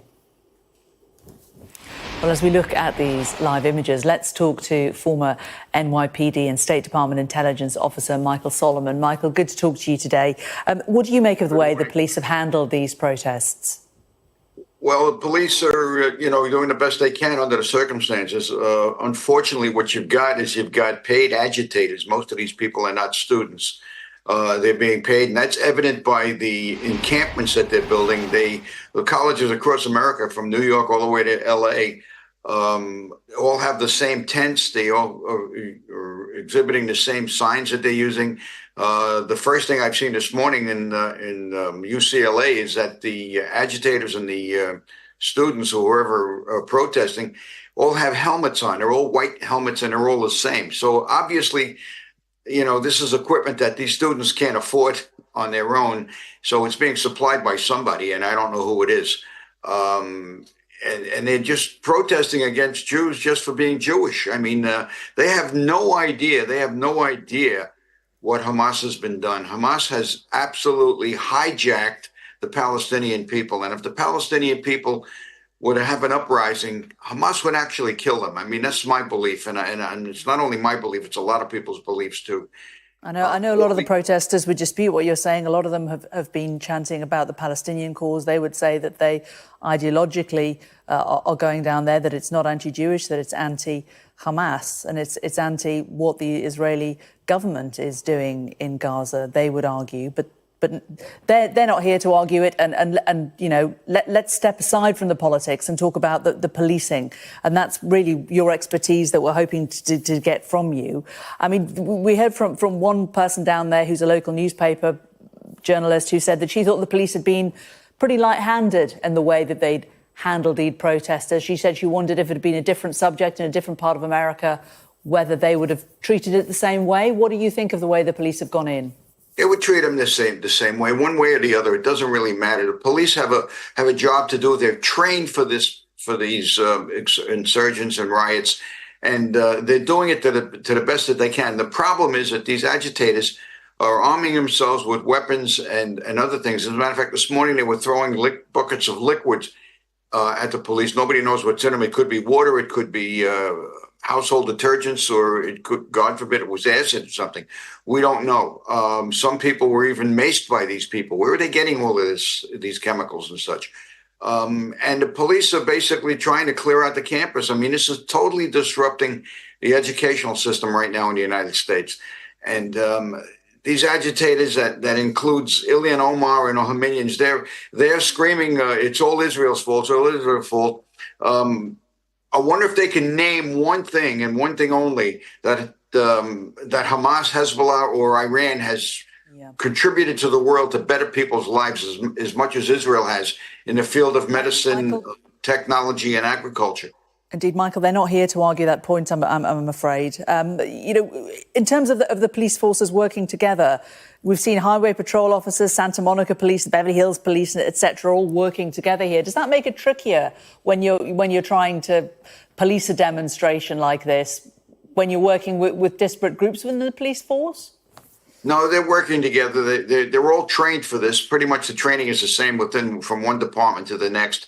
And they're all working together, and they're going to clear them out, and they're going to try to do it as peaceably as possible. The best thing they could do is to hopefully hope that these agitators and the rioters actually surrender. And then you've got another problem you've got in America, and I'm sure you've got it in other parts of the world too, where the criminal justice system has been hijacked by a lot of liberal politicians where there's bail reform. They're not, I mean, what happened in New York and Columbia University, these students that were arrested, they were out on the streets 2 or 3 hours later, and they were back onto another campus doing it all over again.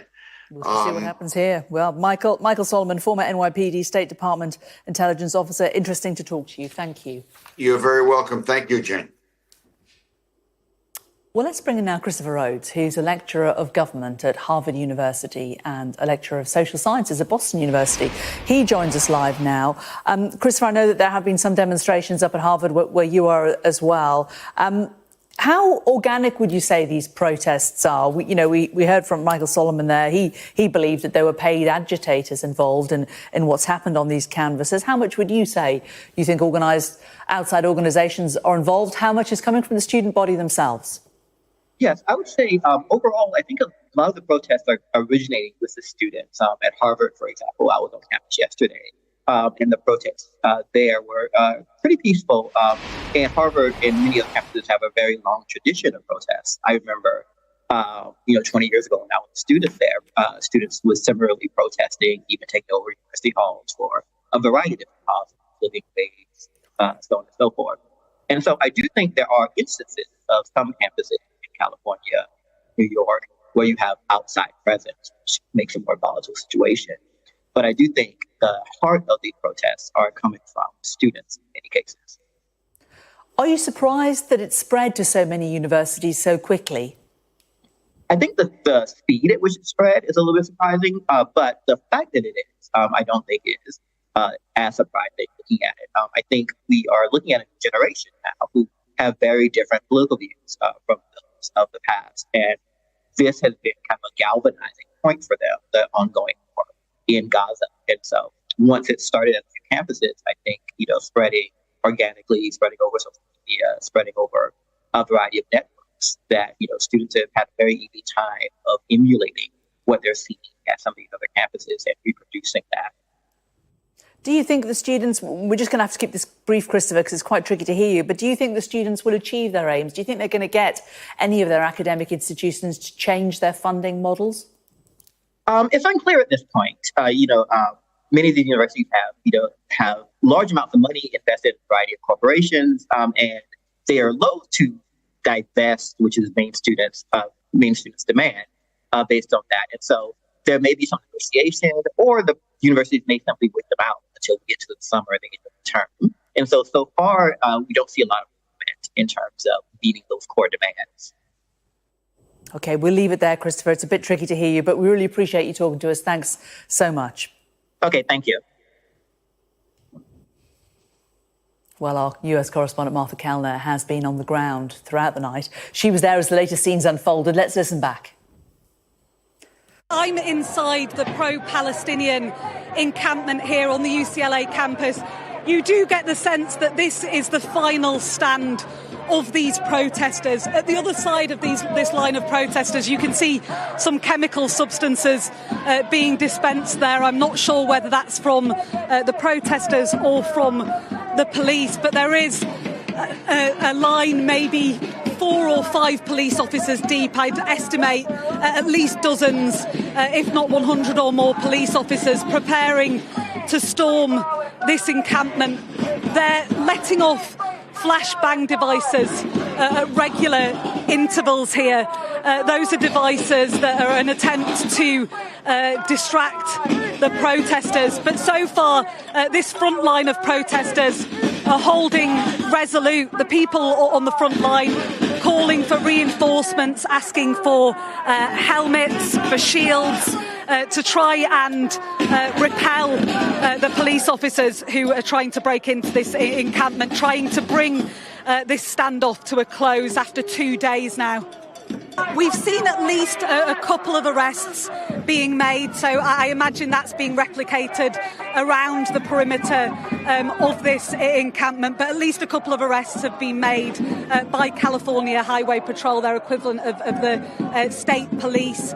They've been carrying these white cable ties which are used to make these arrests. So at least a couple of arrests of protesters made. But yes, certainly the physical structure of this encampment is being dismantled, as you can see in our pictures.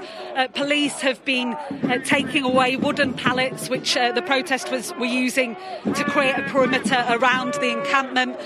They've taken away metal sheets as well. But this is just one side of this encampment. The other side, the police haven't managed to breach yet. So this could continue, this standoff, for an hour or so more yet.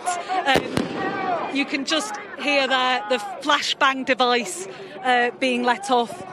Quite a lot of that happening over the past sort of half an hour or so, probably.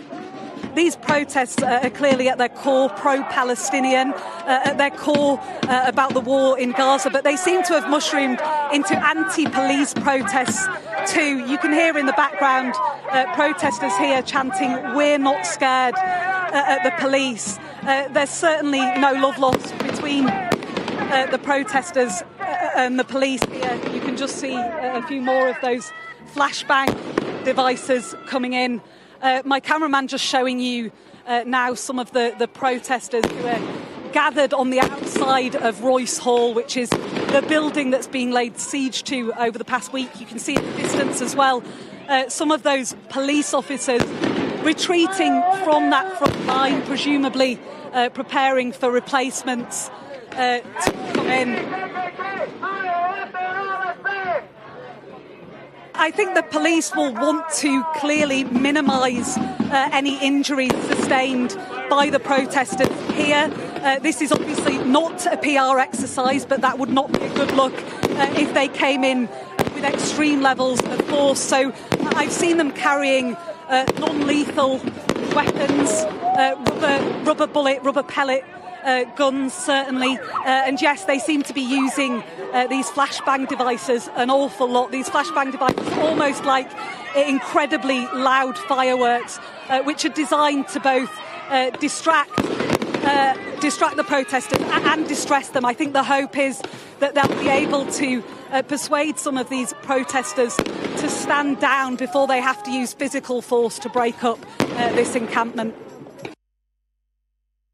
Well, a little earlier, we spoke to Asad Shalhoub, who gave us more reaction on the ground just before the LAPD moved into the encampment. Another warning of flash photography. We came back today to help with supplies and reinforcements.